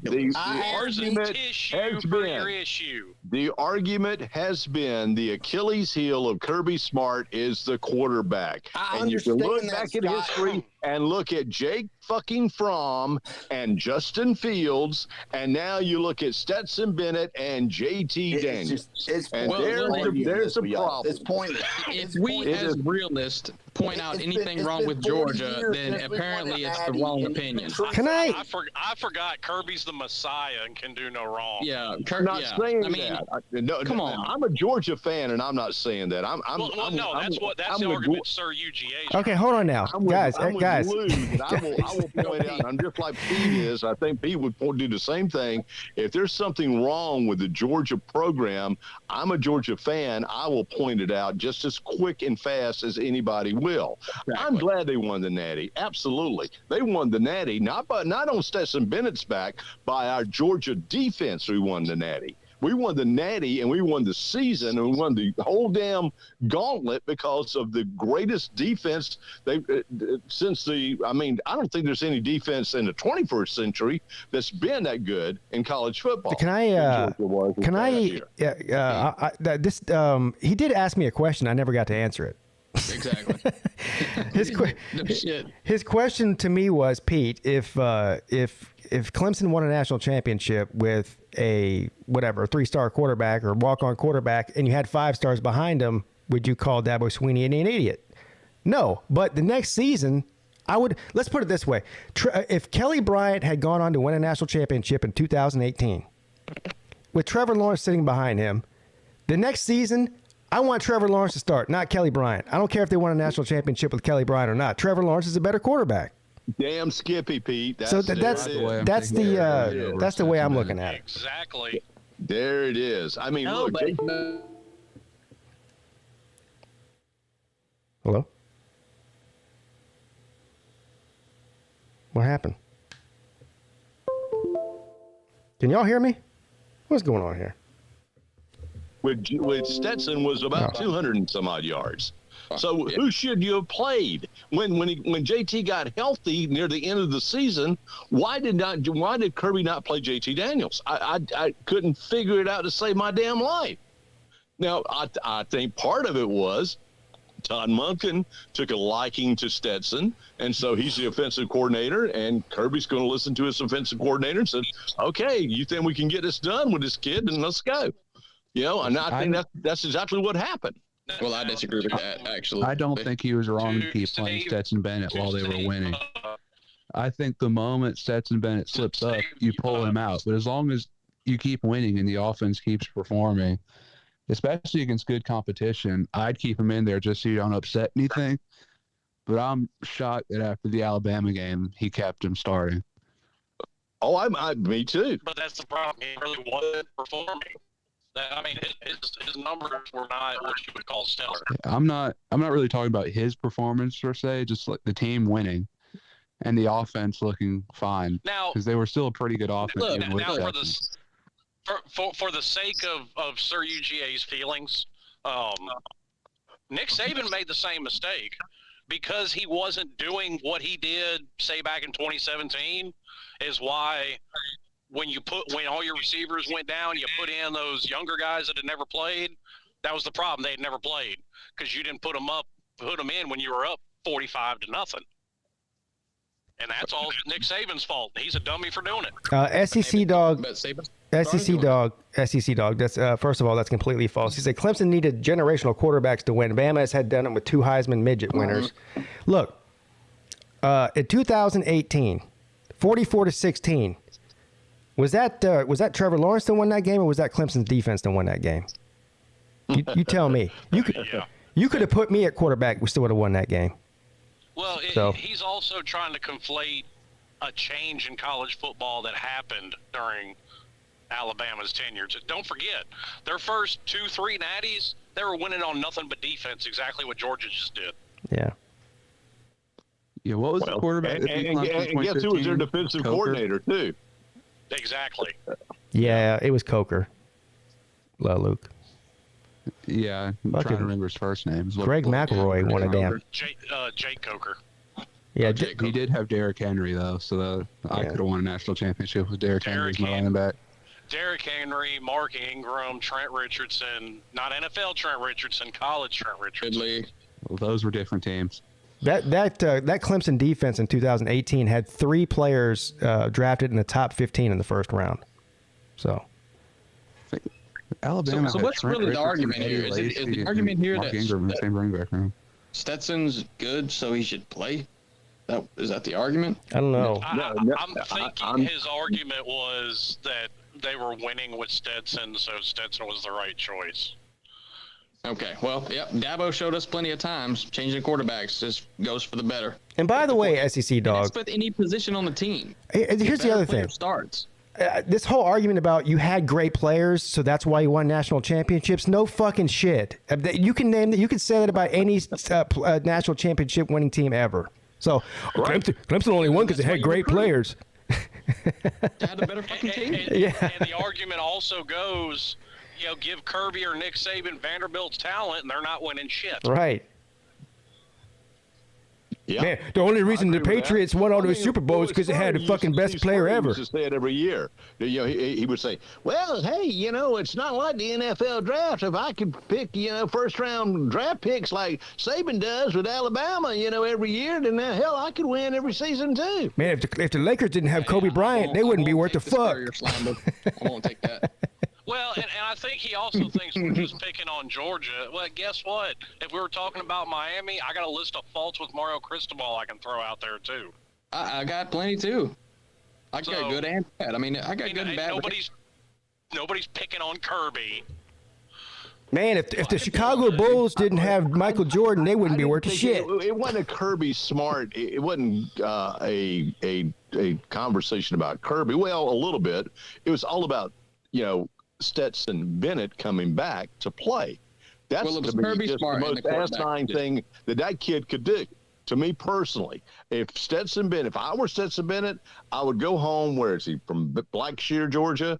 Go home, open up a hedge fund with his NIL money, and become a multimillionaire and sign a bunch of damn jerseys every year. And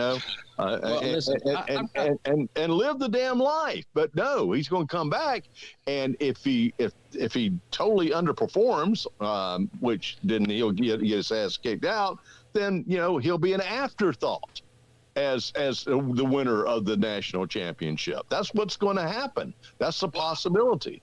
I got a question for you, Scott. Would you say that Kirby Smart's quarterback decisions already cost you a national title? Yes, absolutely. SEC dog, I'm not. Jake Fromm? Yes. Yeah. SEC dog, I'm not picking on you in particular. You just brought up something that a lot of people, as a Clemson guy, I hear all the time. If it weren't for this player or having that player, you wouldn't have been any good. That goes for every single winning team in the history of sports, man. I mean, I don't know what to tell you. Yeah. It's like, how many championships will the Bulls won without Michael Jordan there? Zero. Yeah. Now I have a question. Yeah. By the way, have you just? I'm really changing gears here. Has any of you guys seen the HBO show Winning Time by the LA Lakers Dynasty 79-80? I have not. No. Okay. Well, it's terrific. It's John C. Reilly, playing Jerry Buss, and I don't know who the guy's playing Magic Johnson, but I will tell you this: Magic Johnson. I know why that man got AIDS. He got rollerblades AIDS. Man, that man got laid up. He got laid a lot. A buttload. Dude, I mean, for God's sakes. I mean, he was going crazy. Wasn't it Bill Russell that wrote in his book that he had slept like 20,000 women? Yeah.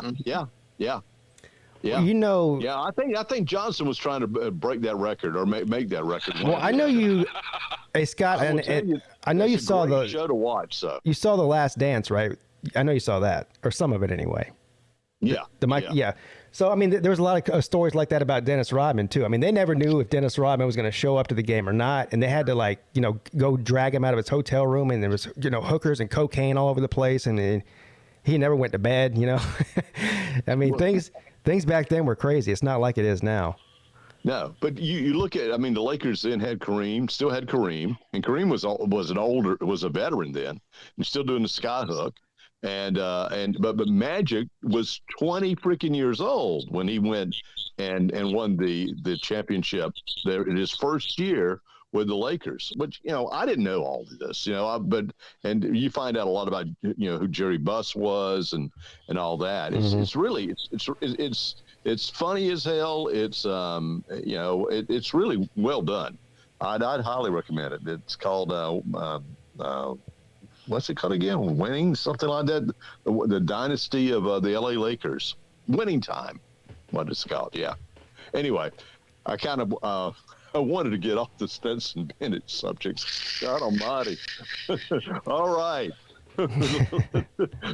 There's too much SEC talk here for my liking. Yeah, too much talk about. There's too much wasted time, of air and breath in our lives to talk about Stetson Bennett that damn much. I mean, my apologies for even bringing his name up. Listen, if Georgia wants to play guys like Stetson Bennett for the rest of time, I would be very happy with that. I mean, can I go? You want me to go on a list of?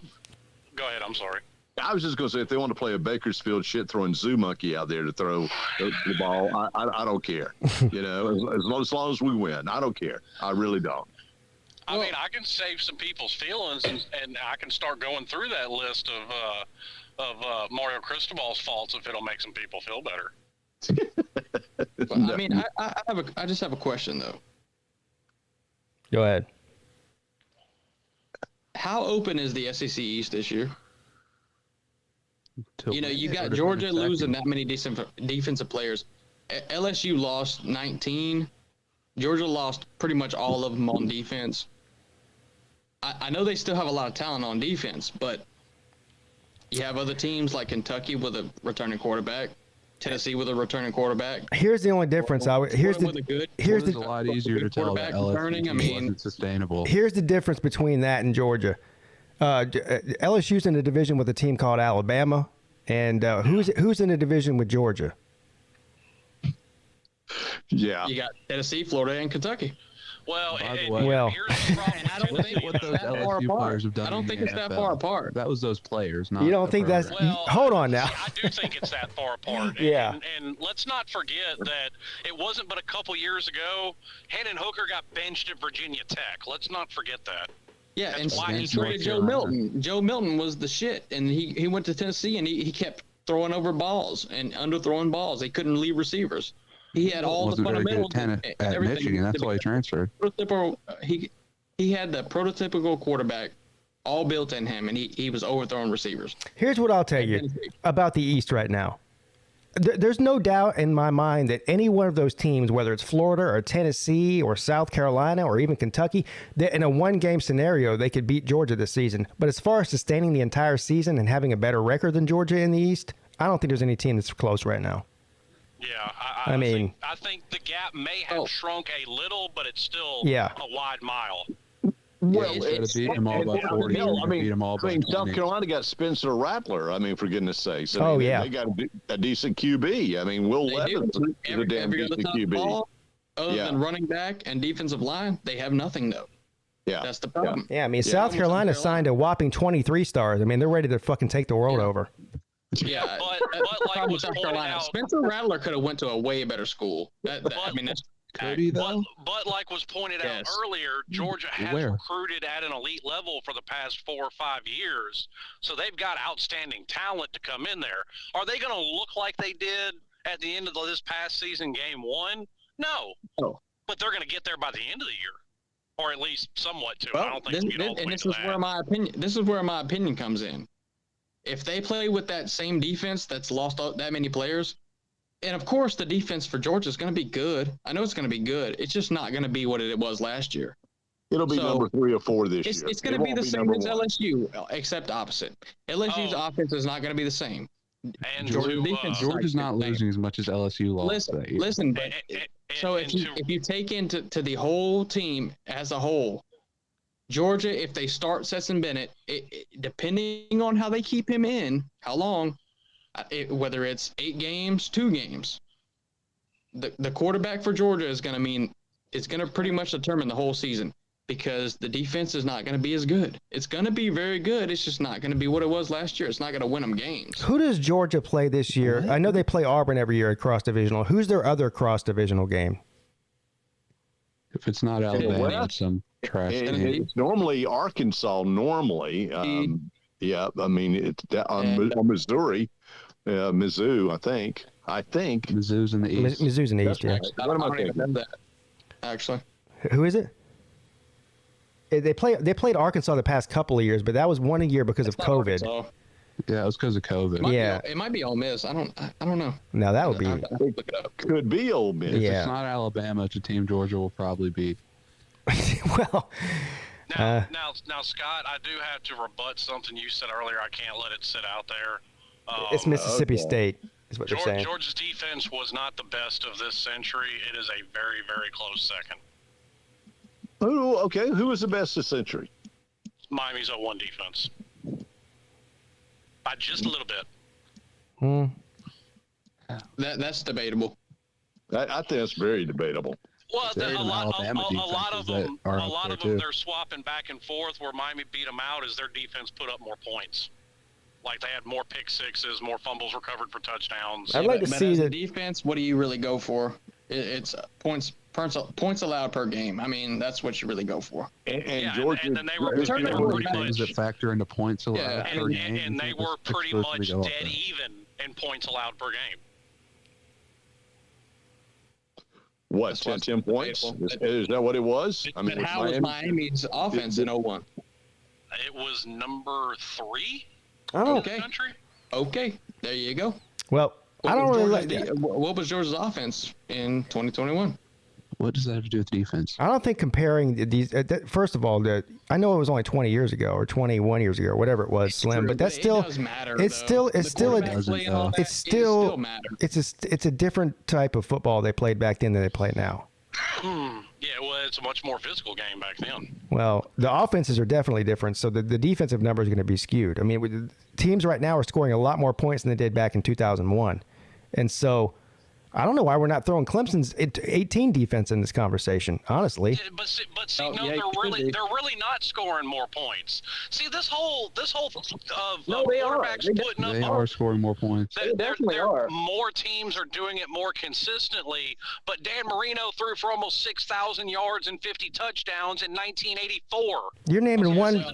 You're naming one team. Examples. With that logic, all that means is that the teams doing that certain thing in that period of time have figured out how to do it in that period of time, and then it keeps going forward. So, like defensive now, I mean, last year wasn't a completely offensive game, and then this year is totally defensive, which was crazy because we all thought it was going to be offensive this year because last year was so offensive. First of all, I'm not saying you're wrong, Slim. I'm saying it's an impossible argument to win who's the best defense is from teams from 2001 till now. It's a debate that nobody can ever win. I mean, it's an opinion. Well, I mean, People do it with teams going back to the 70s until now. Yeah, and that's ridiculous too. So, I mean, yeah, that's why I didn't say it to go back that far. But I truly still believe that Georgia has the best defense of this century. And you may have an argument with Miami, but I mean, Georgia was just elite in its defense this year. It was just unbelievable. And honestly, I'm not at all doubting Georgia's. Don't get me wrong. Yeah. I would like to say thank you to Sir UJ. He just sent another Cash App, and he wants to let you know, Slim, that Miami will not win another national championship in the next 20 years, according to him. Well, it's according to him. Hey, Golden Blue Dude makes a lot of predictions too, so we'll see how that turns out. Yeah. Yeah. We'll see. Well, like I said, I firmly believe, and hey, mark this down. You can hold me to it. Somewhere between Mario's year 3 to 5, they'll be in the playoffs. Oh. Either year 3, 4, or 5, they'll make the playoffs. Thing about that. If you out recruit Florida, I would agree with you. Well, if he makes it 5 more years, they'll probably be a 12-team playoff by then. So yeah, you're probably right. Yeah. Well, no, because the contract goes longer than that. So. Yeah, I know. But you said 3 to 5 years. Within the next 3 to 5 years, we'll have an expanded playoff, so there'll be a lot bigger chance for teams like Miami or anybody else, for that matter, to get in there. I don't think so. I think it'll stay where it is until the contract's up in, 25 or 26? Yeah, so that's only 3 years away. And I'm not sure it'll change then. I think it will. We'll see. Yeah. Yeah, I think it will. I mean, that seems to be what everybody wants. And, of course, as long as the money's there, that's all it's about these days. Oh, yeah. Well, yeah. The money will definitely be there, and that's definitely a big factor to it. But I think you're going to see a push back to all the change that's happening in college football. That pendulum's going to swing back eventually. Yeah, it's going to be a lot of different things, but Miami in the playoffs may not be anything different. I mean, let's be honest. Just with the talent that everybody knows he can get there, it's not out of the realm of possibility at all. It's not out of the realm of possibility, no. But, well, okay. I don't want to make a long conversation about this, but Billy Napier and Mario Cristobal are really battling for everything right now. And it kind of seems like both teams are winning.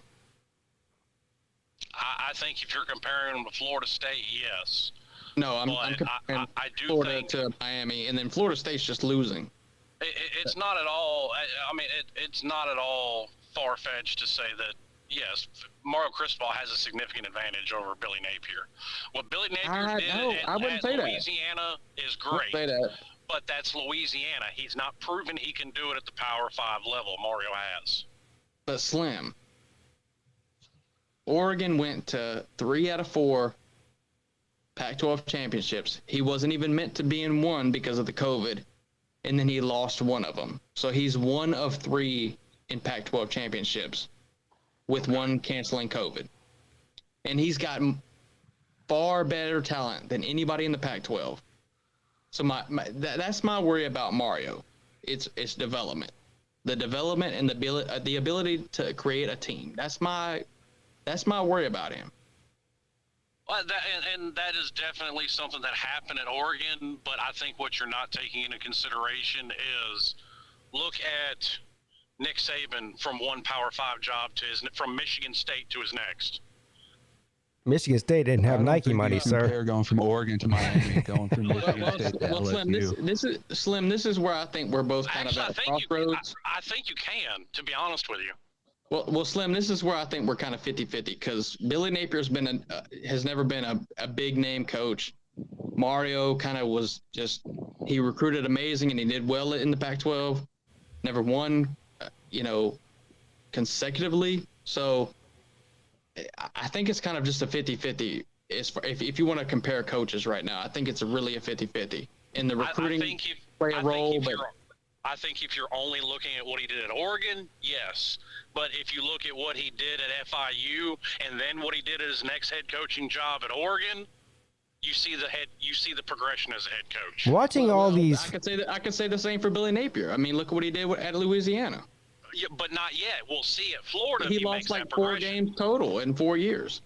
So I mean, it goes both ways. I think it's very competitive both ways around. I think it definitely goes both ways. But watching all these Florida mans argue with each other over unproven head coaches is worth the price of admission around here. I tell you that. Yeah, it is. It is. Well, I mean, it's a good battle though. I mean, they're both first year. They're both recruiting very hard. I mean, and they're recruiting basically to take over the state because everybody wants to take over the talent in the state of Florida. Guess what, Pete? We're gonna end up ending this conversation very quickly because Miami and Florida play each other in 24 and 25. Yeah, I wish they were playing each other this year. You give Billy Napier a year to get established, and that's when you get a little bit scary. And see, I also think that's where Mario's starting a little ahead because there's more talent at Miami right now than there is at Florida. Is there?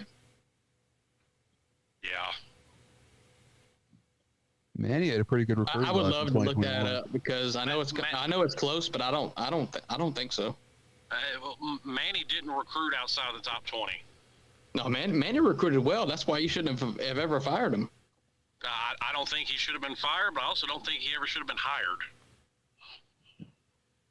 Yeah, I know that, but I don't know. I don't think you can say that Miami has more talent than Florida. It's just too.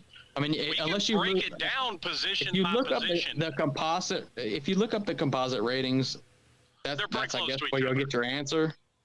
They're pretty close to each other there. It's too close to call. I'm looking at the ones from 2021 which is where they're not out for 2022. Which is where you get Florida's above Miami. You get to the coaching. You have the same amount of talent. SEC is a harder conference than the ACC. You see what both teams do. Hang on. I mean, I realize the composite rankings they're right there close to each other. And to Luke's point, Miami out-recruited Florida in 2022. Miami ended up 15th. Florida ended up 19th. And Florida Congratulations, you out-recruited Dan Mullen. But that's not my point. My point is they're fairly close. I think Miami's got the edge, and here's why I think Miami's got the edge. You've got Anthony Richardson. Can you anywhere even think about comparing him to Tyler Van Dyke's numbers last year? No, you can't. No, his numbers, no. But Anthony Richards didn't have the opportunity last year that Van Dyke did. So yeah, I mean, well, he really did. I mean, if he'd have come in and performed, they never would have put Emory Jones back in. But he couldn't solidly win the job over Emory Jones.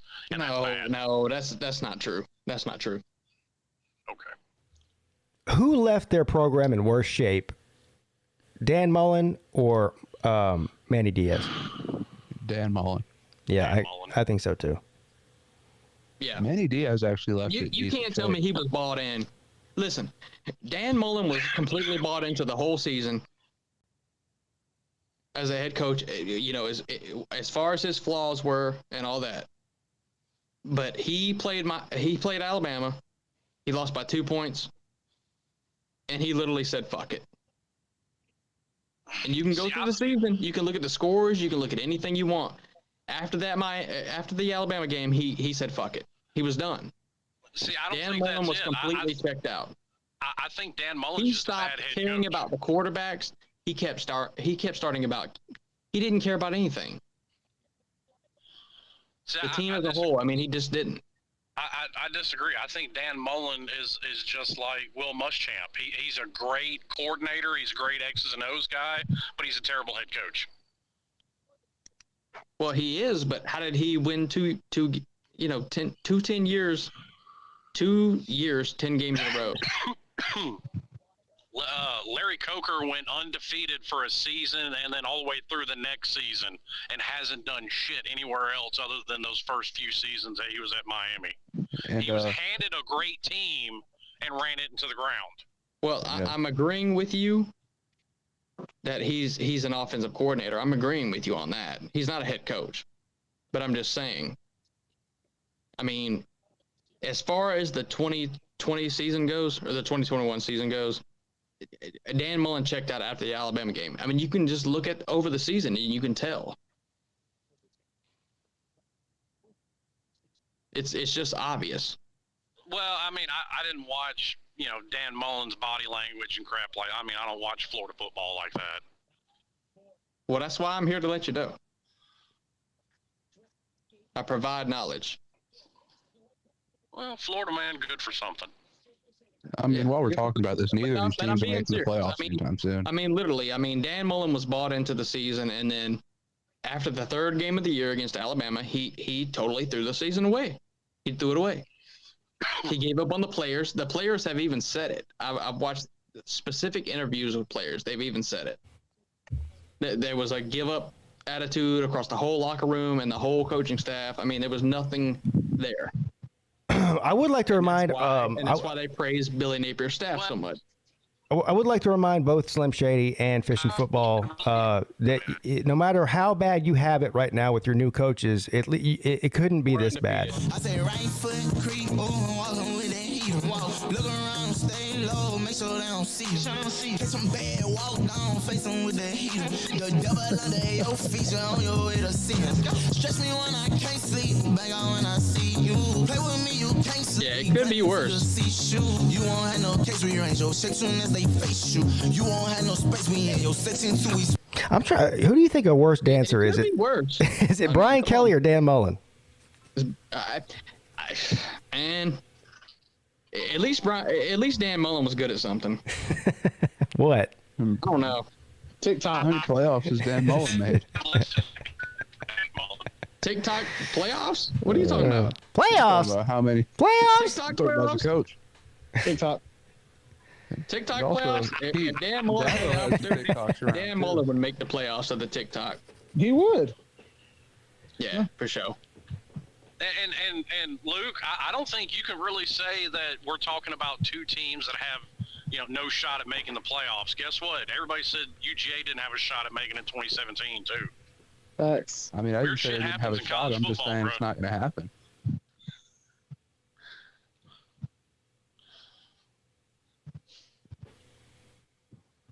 Oh man. Law Tide's in the house. Law Tide's been in the chat. Now shout out to Law Tide one time.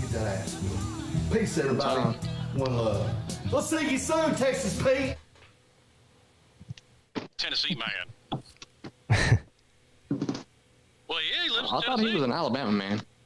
He's an Alabama man, but he lives in Tennessee. So that also makes him a Tennessee man. That makes him a He's an Tennessee Alabama. man. I guess that makes you a Tennessee man too, Slim. You live in Tennessee. No, Slim is a Florida State man. Remember? Oh yeah, that's right. Yeah, yes. Oh, you know what? That's right. I have no That's clue right. what you're talking about. Yeah. These That's right. lies and That's slander. right.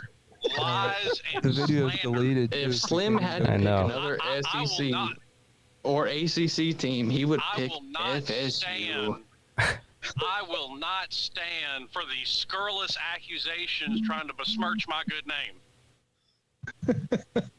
Well, fortunately for some of us, we heard it on air live. That's right.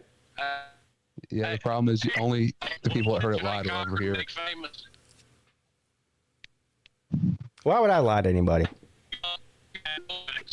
That's bullshit. This is bullshit. Trolling reasons. That's bullshit.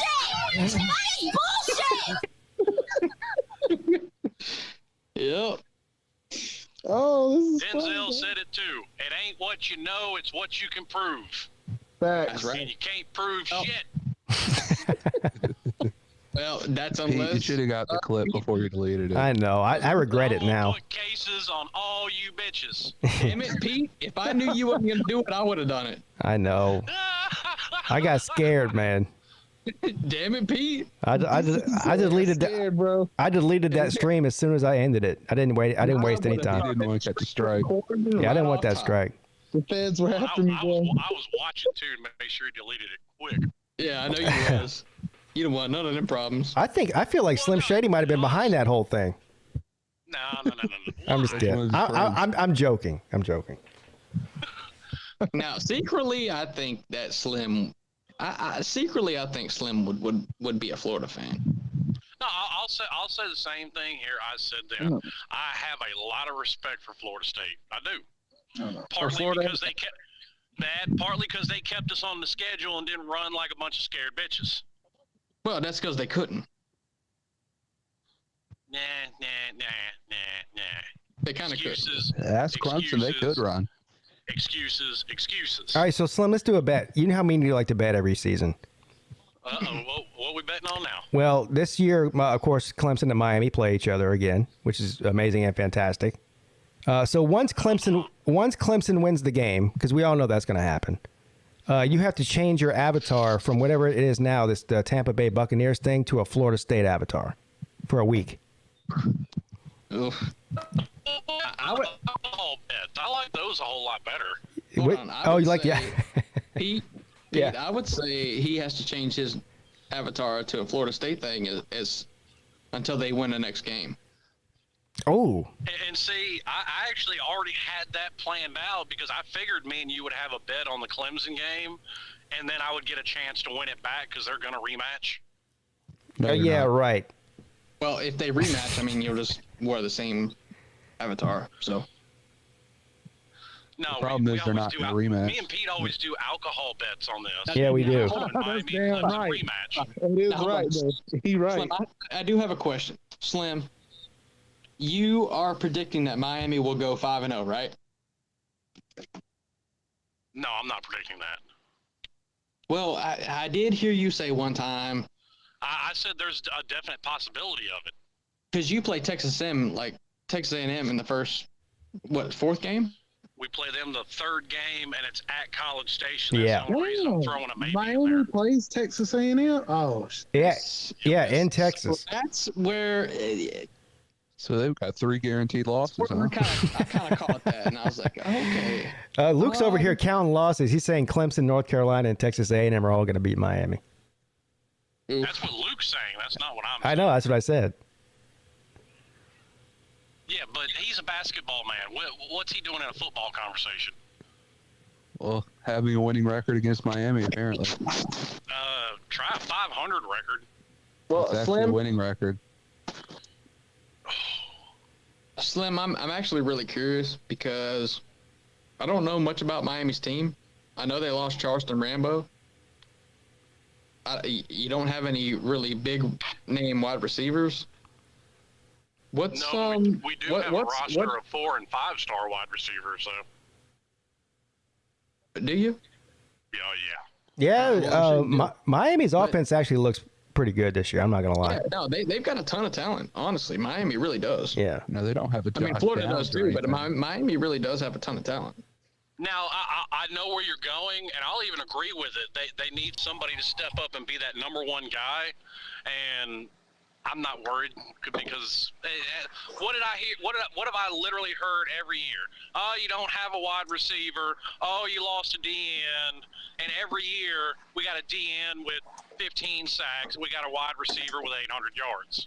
Well, listen, I'll give you the perfect example. I'll give you the perfect example. Last year, who could name any Tennessee wide receiver last year? That's a good point. You got Jalen Hyatt. Tennessee football care. You got Jalen Hyatt, and you got what's the other dude's name? Cedric Tillman. Cedric Tillman. Yeah, well, they're both amazing. He had got a maybe few 30 others yards. He had maybe 30 yards over his career until last year. Yeah, I mean, but they're really good wide receivers. Yeah. Oh, and guess what it took? Offense, but... Yeah, guess what it took to unlock that? Hendon Hooker. Yeah. And then Tyler Van Dyke. Tyler Van Dyke could do the same thing. But there could be an argument made. So go ahead. I was just going to say the flip side of that coin. Who the hell knew the name of that West Virginia wide receiver that won the Biletnikoff until USC threw a bag at him? You mean Pittsburgh? Pitt. Yeah, I know. Pittsburgh. Yeah, Pittsburgh. You're right, though. Not many people. I mean, unless you paid attention to Pitt football, nobody knew it. Or just knew who won the Biletnikoff. I mean, that's a pretty easy thing to know. Or played against Pitt last year. He destroyed everybody. If that's an easy thing, tell me all the award winners for every award. Hey, we played against Pitt, and I couldn't tell you his name. I knew the Biletnikoff because Josh Downs should have won it. I see what you're saying. Okay. I was going to say, man, a lot of those awards, like Brock Bowers, they usually go to the stat. Yeah, they usually go to the stat leaders, but Yeah, usually Brock Bowers leaders are the most talented. So Brock Bowers, the tight end at Georgia. Yards, receptions, and touchdowns in the same conference, and didn't win it. Hey man, like I said, I'm a Georgia fan. Brock Bowers didn't win the best tight end award or tight end in the nation award, and he had like 300 more yards than Yeah, who did win that? Man, some junior or senior. Luke Walker, Brock Bowers could play in the NFL tomorrow. Luke, you sound a little butthurt about it. Do you need some preparation H, sir? Yeah, I'll call my Alabama friends. I got you. Brock Bowers could have been drafted this year in the first or second round, no problem. And Bryce Young would have went first overall. It doesn't really matter. Well, it doesn't matter. % I was just making a point. I mean, he's a Bryce won the Heisman. So yeah, I mean, Brock Bowers got to he's got to keep playing the same way. Not only that, but he's got 2 years to do it. I know, but you're right. I'm gonna be perfectly honest with you. I'm more, if you want to call it a concern, more concerned about Miami's defense than I am their offense. But I do think they have the better coaches coaching the defense, so it may balance out. Because linebacker is definitely a position of need for Miami. Now, Slim, I want to ask you right now. No bias involved. If Miami and Florida played tomorrow, who do you think would win? No bias. Miami. No bias. Miami. Give me Miami. I would. I'll even explain why. Because you still have the remnants of Todd Grantham on your defense that can't stop anything. And well, why do you say that though? Because your defense was absolutely abysmal. I know, but it's been a whole new system installed. Yeah, but we have to go by what we last saw. Doesn't mean they're going to automatically be better. Yeah, you said if they played each other the first game. Yeah, I'm going by what I last saw out of Miami and what I last saw out of Florida. Yeah, I mean, Tyler Van Dyke's putting 45 on them. If you go by that, I agree. But I was meaning like through all the changing to the coaching things, transfers. You can't predict that. I mean, yeah, and you can't predict that till September. So like I said, going by what I last saw, I agree with Luke. Tyler Van Dyke would drop 45 on your defense. Here's what I would say. I agree, but do you think AR would drop 50 on your defense? I'd be willing to bet if they played on anybody. If those two teams played week one, Luke, stop it. Miami would be favored in the game. I'm not saying they would win it. Well, name me someone he dropped 50 on. Huh? I don't understand how you can be so high. He's only started 2 games.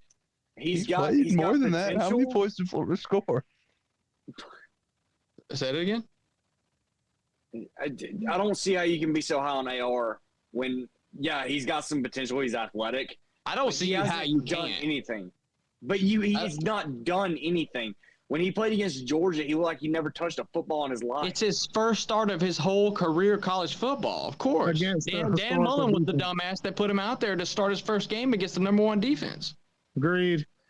Dang, he couldn't even. He put his ass out there on the best defense in the country as his first start as a career. I agree that's a handicap, but at the same time, you have to take advantages of the chances you're given. Stop. It's true, but come on, man, come on. I don't know about all that. Come on. Look, I agree it's a handicap. I'm not doubting that. That's not even a handicap. If anybody is doubting the ability of Anthony Richardson, I mean, you're insane. Now, I'm not sitting here defending, like, saying he's going to be amazing, but, I mean, this dude has everything it takes. Yeah. So did Joe Milton, but he can't hit a receiver within 20 yards. Are you saying what do you mean he can't hit a receiver? Tell me when he couldn't hit a receiver. I said so could Joe. I said you're talking about ability. I'm talking about so could Joe Milton, but when it came to the game, no, Joe Milton couldn't hit anything. Anthony Richardson did it in game. Anthony Richardson has shown that he could do it in game. Watch the LSU highlights. Dude, Anthony Richardson has 5 touchdowns and 6 interceptions. He has 6 touchdowns and 5 interceptions. Whatever. Yeah, that's the guy that's going to drop 50 on people. Yeah. The one that started the one that started against Georgia threw 2 picks. Yep. Keep on thinking that. So good. He threw for 167 yards, 3 touchdowns, 2 picks. He only played half a game. Well, you're talking about how great he was. They subbed Emory out because Emory threw 2 picks. and they subbed him out halfway through the game.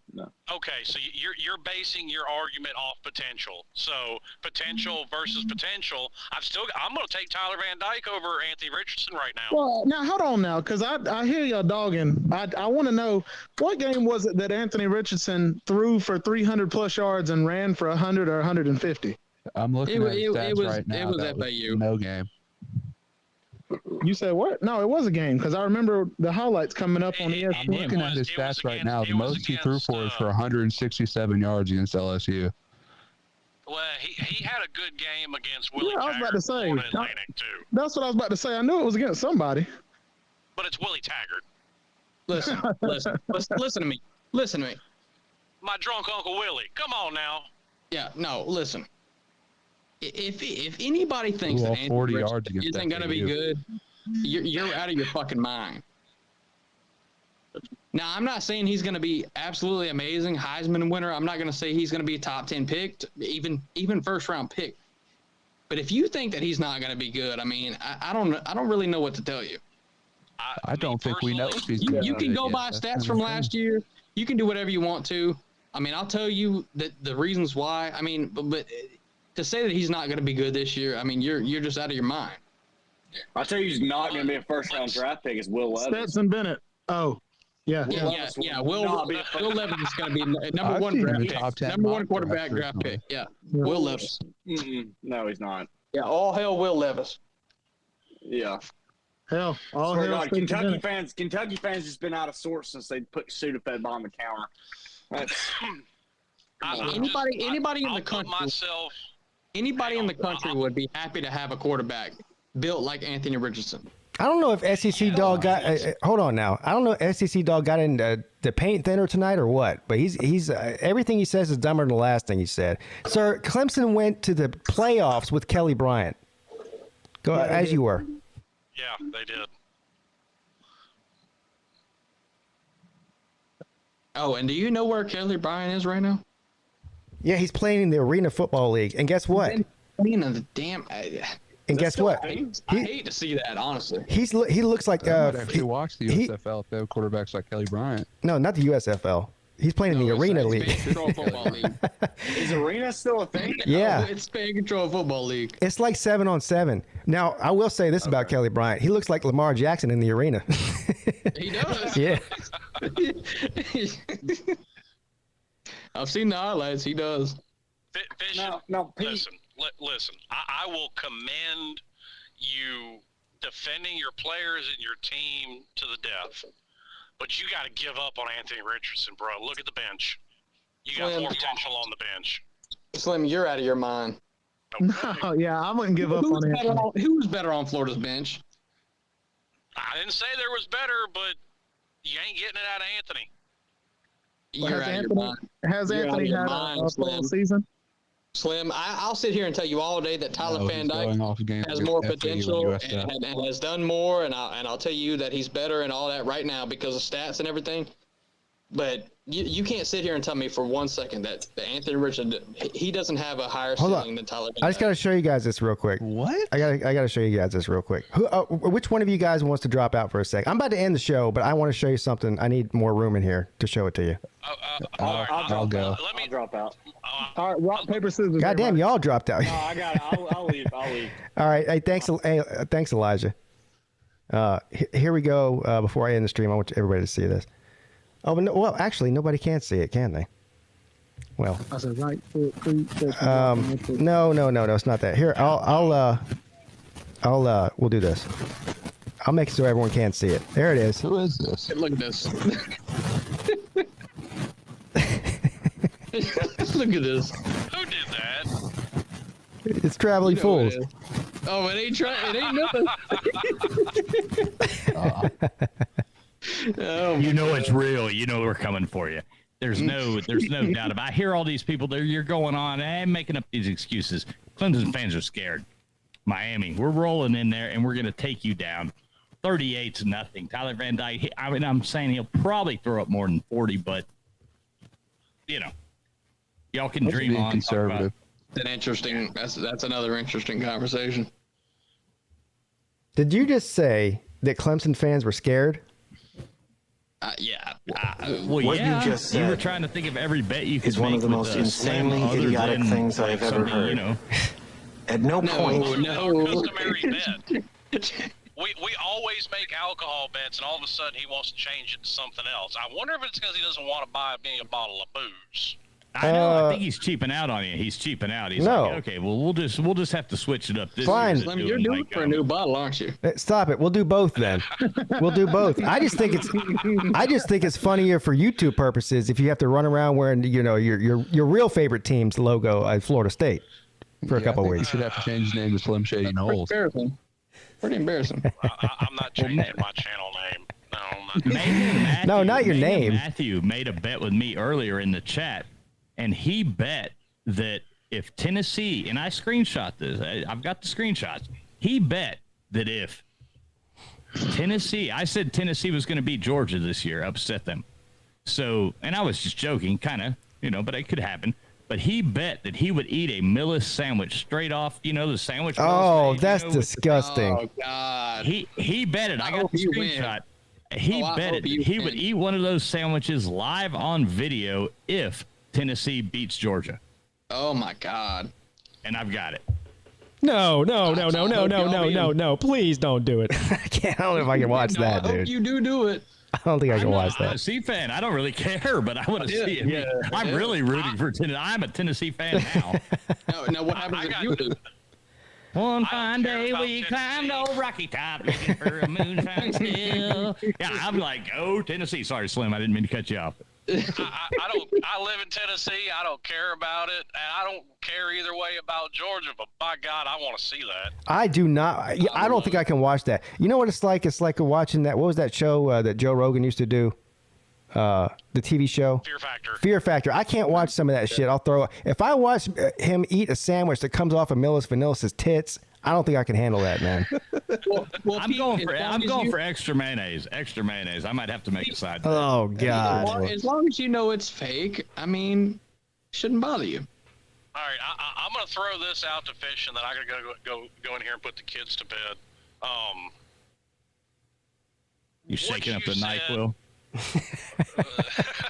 No. What you said about Anthony Richardson having a higher potential was literally one of the most ignorant football statements I've ever heard in my life. Hang on. Tyler Van Dyke is 6'4", 215 pounds. He's exactly what the NFL is looking for. Does Tyler Van Dyke run a 4.5? Hang on, just like Trevor Lawrence was. Is Emory Richardson in the top 10 mock drafts?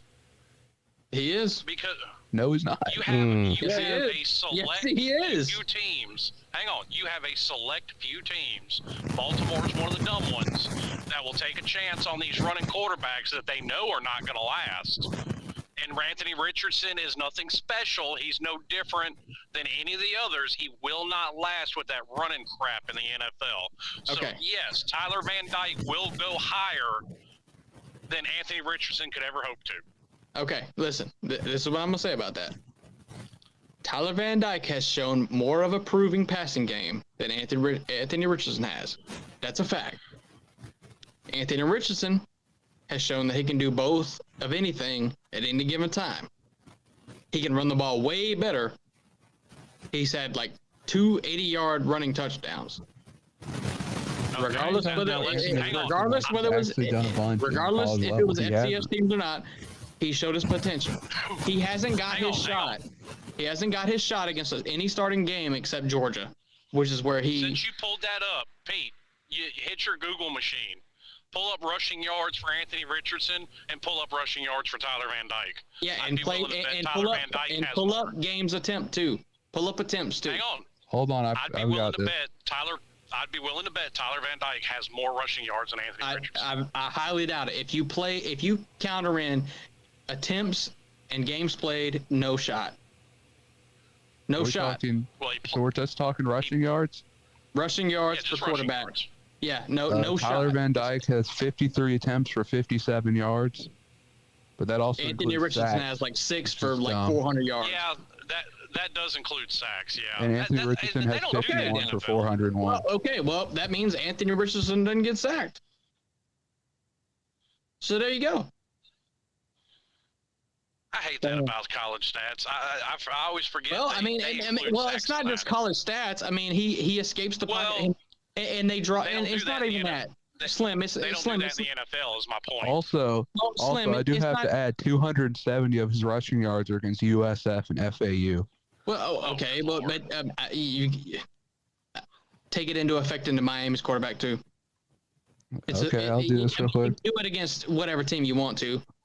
Well, TVD didn't come in because he had until negative 17 against Central Connecticut Wait, you State. say add that in? Tyler Van Dyke didn't come in till we'd already played our cake teams. So. Well, you're right, but Anthony Richardson didn't either. Hold on, if I factor in the games for Tyler Van Dyke, everybody in the SEC is a cake team. Oh my God. Okay. Look, get the total rushing attempts for Anthony Richardson. Get the total attempts for Kyler Van Dyke. Yes, and I have them. Add them together. Anthony Richardson blows it out of the water. But you also if you do the passing thing the same way, Tyler Van Dyke blows Anthony Richardson out the water because Dan Mullen didn't let Anthony Richardson throw the ball. Did Miami not play any trash teams? Tyler Van Dyke only played against one of them, and he had negative 17 yards rushing against them. You said he did play against one of them? Yes, and he had negative 17 rushing yards, so that would have actually made his rushing total better if I didn't factor it in. Against the crappy team? I mean, look. Yeah, because he got sacked 3 times. He got sacked against the crappy team? Yeah, well, that's more of an indictment on his offensive line. It was the first game. Tyler Van Dyke is a passing quarterback, it was not a running quarterback. The first game he got put in, and the starting quarterback actually, Derek King didn't play at all in that game. That was all Van Dyke and Garcia. But Tyler Van Dyke is not a QB draw running type quarterback. Ooh, this North Carolina. Well, no, nobody said he is. He's going to get 3 yards. He's going to scramble for pressure. Exactly. He scrambles away from pressure and gets down the field deceptively fast, a lot like Trevor Lawrence because he's 6'4".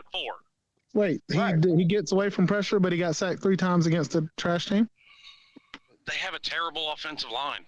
Or they had a terrible offensive line. It actually got better during the season. Well, I mean, you got to take these things into account. If you want to say that Anthony Richardson is going to be horrible, I mean, you got to take other things into account. Nobody said he's going to be horrible. You got to look at the amount of attempts. You got to look. Yeah, you got to look. Say what? Nobody's saying he's going to be horrible. I'm just saying he's not going to win the Heisman like he's going to be saying he is. I never said he was going to win the Heisman. I actually keep acting like it's a sure thing that he's going to be great. I specifically said that I thought he was going to be a top quarterback that was not going to be a Heisman contender. I specifically said that.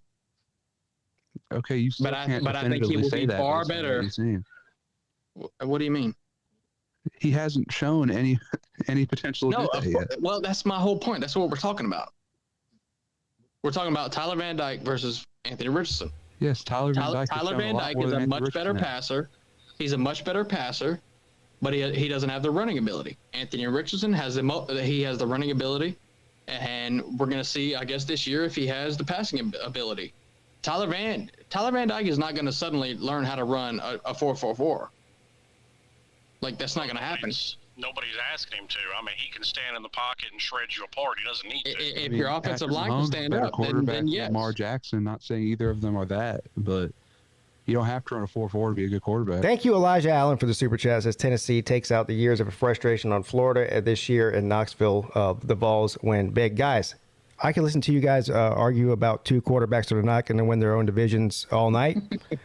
But unfortunately, I have to end the show. Watch your blasphemous tongue. Slim, looking at this Tyler Van Dyke game against North Carolina, We weren't done. Hey, you know what? We'll see what Pete has to say when he shreds that vaunted Clemson defense. Yeah, right. 44. You mean when he beat y'all? 1 touchdown, 3 picks. Clemson shreds Miami. Hey! I don't care if we win or lose the game. If he shreds them, I'm right. If he throws for 300, I'm right. All I care about is the scoreboard. But you know what's funny? Yeah. This will be my last comment. You can throw for more yards in a game and rush for more yards in a game and still lose the game. Yeah, don't pull this Jake Bentley bullshit where he's threw for 350 yards against Clemson. They lost by 21 points, and South Carolina acted like they won the Super Bowl or something. Yeah, you can do it. You know. That's okay, but see here, and here's where I've got to disagree with Traveling Fools. I actually think on November 19th, Miami's going to lose the game. But unlike Kirby, Miami's going to throw that game on purpose just so they can get that rematch against Clemson in the ACC. Oh, they're going to throw the game. It's nonsense. That's not Right. Now, Slim, in my defense, wait, I get to speak now. In my defense, I'm playing the role of the delusional Miami fan. Yeah. So, I mean, I know realism at the same time. I don't know. It's more fun I think he just. Unfortunately, Miami's not winning the division, so that's going to be tough when you throw the game. I'm just playing, y'all. I mean, Miami and Clemson will rematch because there's nobody else in the division that can hold Van Dyke's jockstrap. Whoa. Slim, I don't know, I have man. to read these Tyler Van Dyke stats against North Carolina? Yes. Who is what is who's it, North playing Carolina? quarterback? Who's playing quarterback? For who? North Carolina. Drake May. Is he good? He's 5-star. I hope he's good. If he's a 5-star, he better be. Yeah. He's going to be. Hey, all I've heard is he's then just as sink good as and Sam sink Howell. further. So Sink like the we'll see how Titanic. that goes. Yeah, Sam Howell's 3-0 against Miami, too. Okay, I'm happy for him. That'll be on his headstone when he dies. It's gonna be his greatest accomplishment ever. All right, you know, I'm guys, I got to go, so I'm kicking you all out. All right. He's like telling us to shut up. I'm trying to end it. Hey, wait. So I've got a good story for you. Would anybody like to hear a good story about a bridge? I wasn't trying to take. I wasn't trying to take over. No, you didn't take over. I just. I got to take over. I got to take over the show because otherwise this will go on until 3 a.m. See you, Pete. All right, guys. Bye, fishing, traveling, Slim. Thank you, Slim. Thank you, Traveling Fools. Thank you, everybody. You're all. Tiger Baskins. You too. Damn. Now, I would like to thank all those guys for coming in. That was a fascinating conversation, and any time that we can talk about college football to that extent in the month of May, sign me up for it. Almost 2.5 hours straight of nothing but football talk and trash talk about football. That's a rare occurrence on this channel at this time of year. Listen, all the people in the comments are great tonight. Yeah, even thank you, Sir UGA, for your support, and all the other people that supported the show monetarily. Even SEC Dog, of course, SEC Dog, you know I love you. We go back and forth, talking shit about football all the time. But that's all it is trash talk. Same goes with the rest of you. And I look forward to doing it again next week. Everyone have a great weekend. I'll be back on Monday for the midday show. That is if you don't see me sometime this weekend for some reason. But otherwise, everyone have a great weekend. Don't do anything I wouldn't do, which is basically nothing and everything at the same time. All right. Your boy's checking out. Have a good weekend.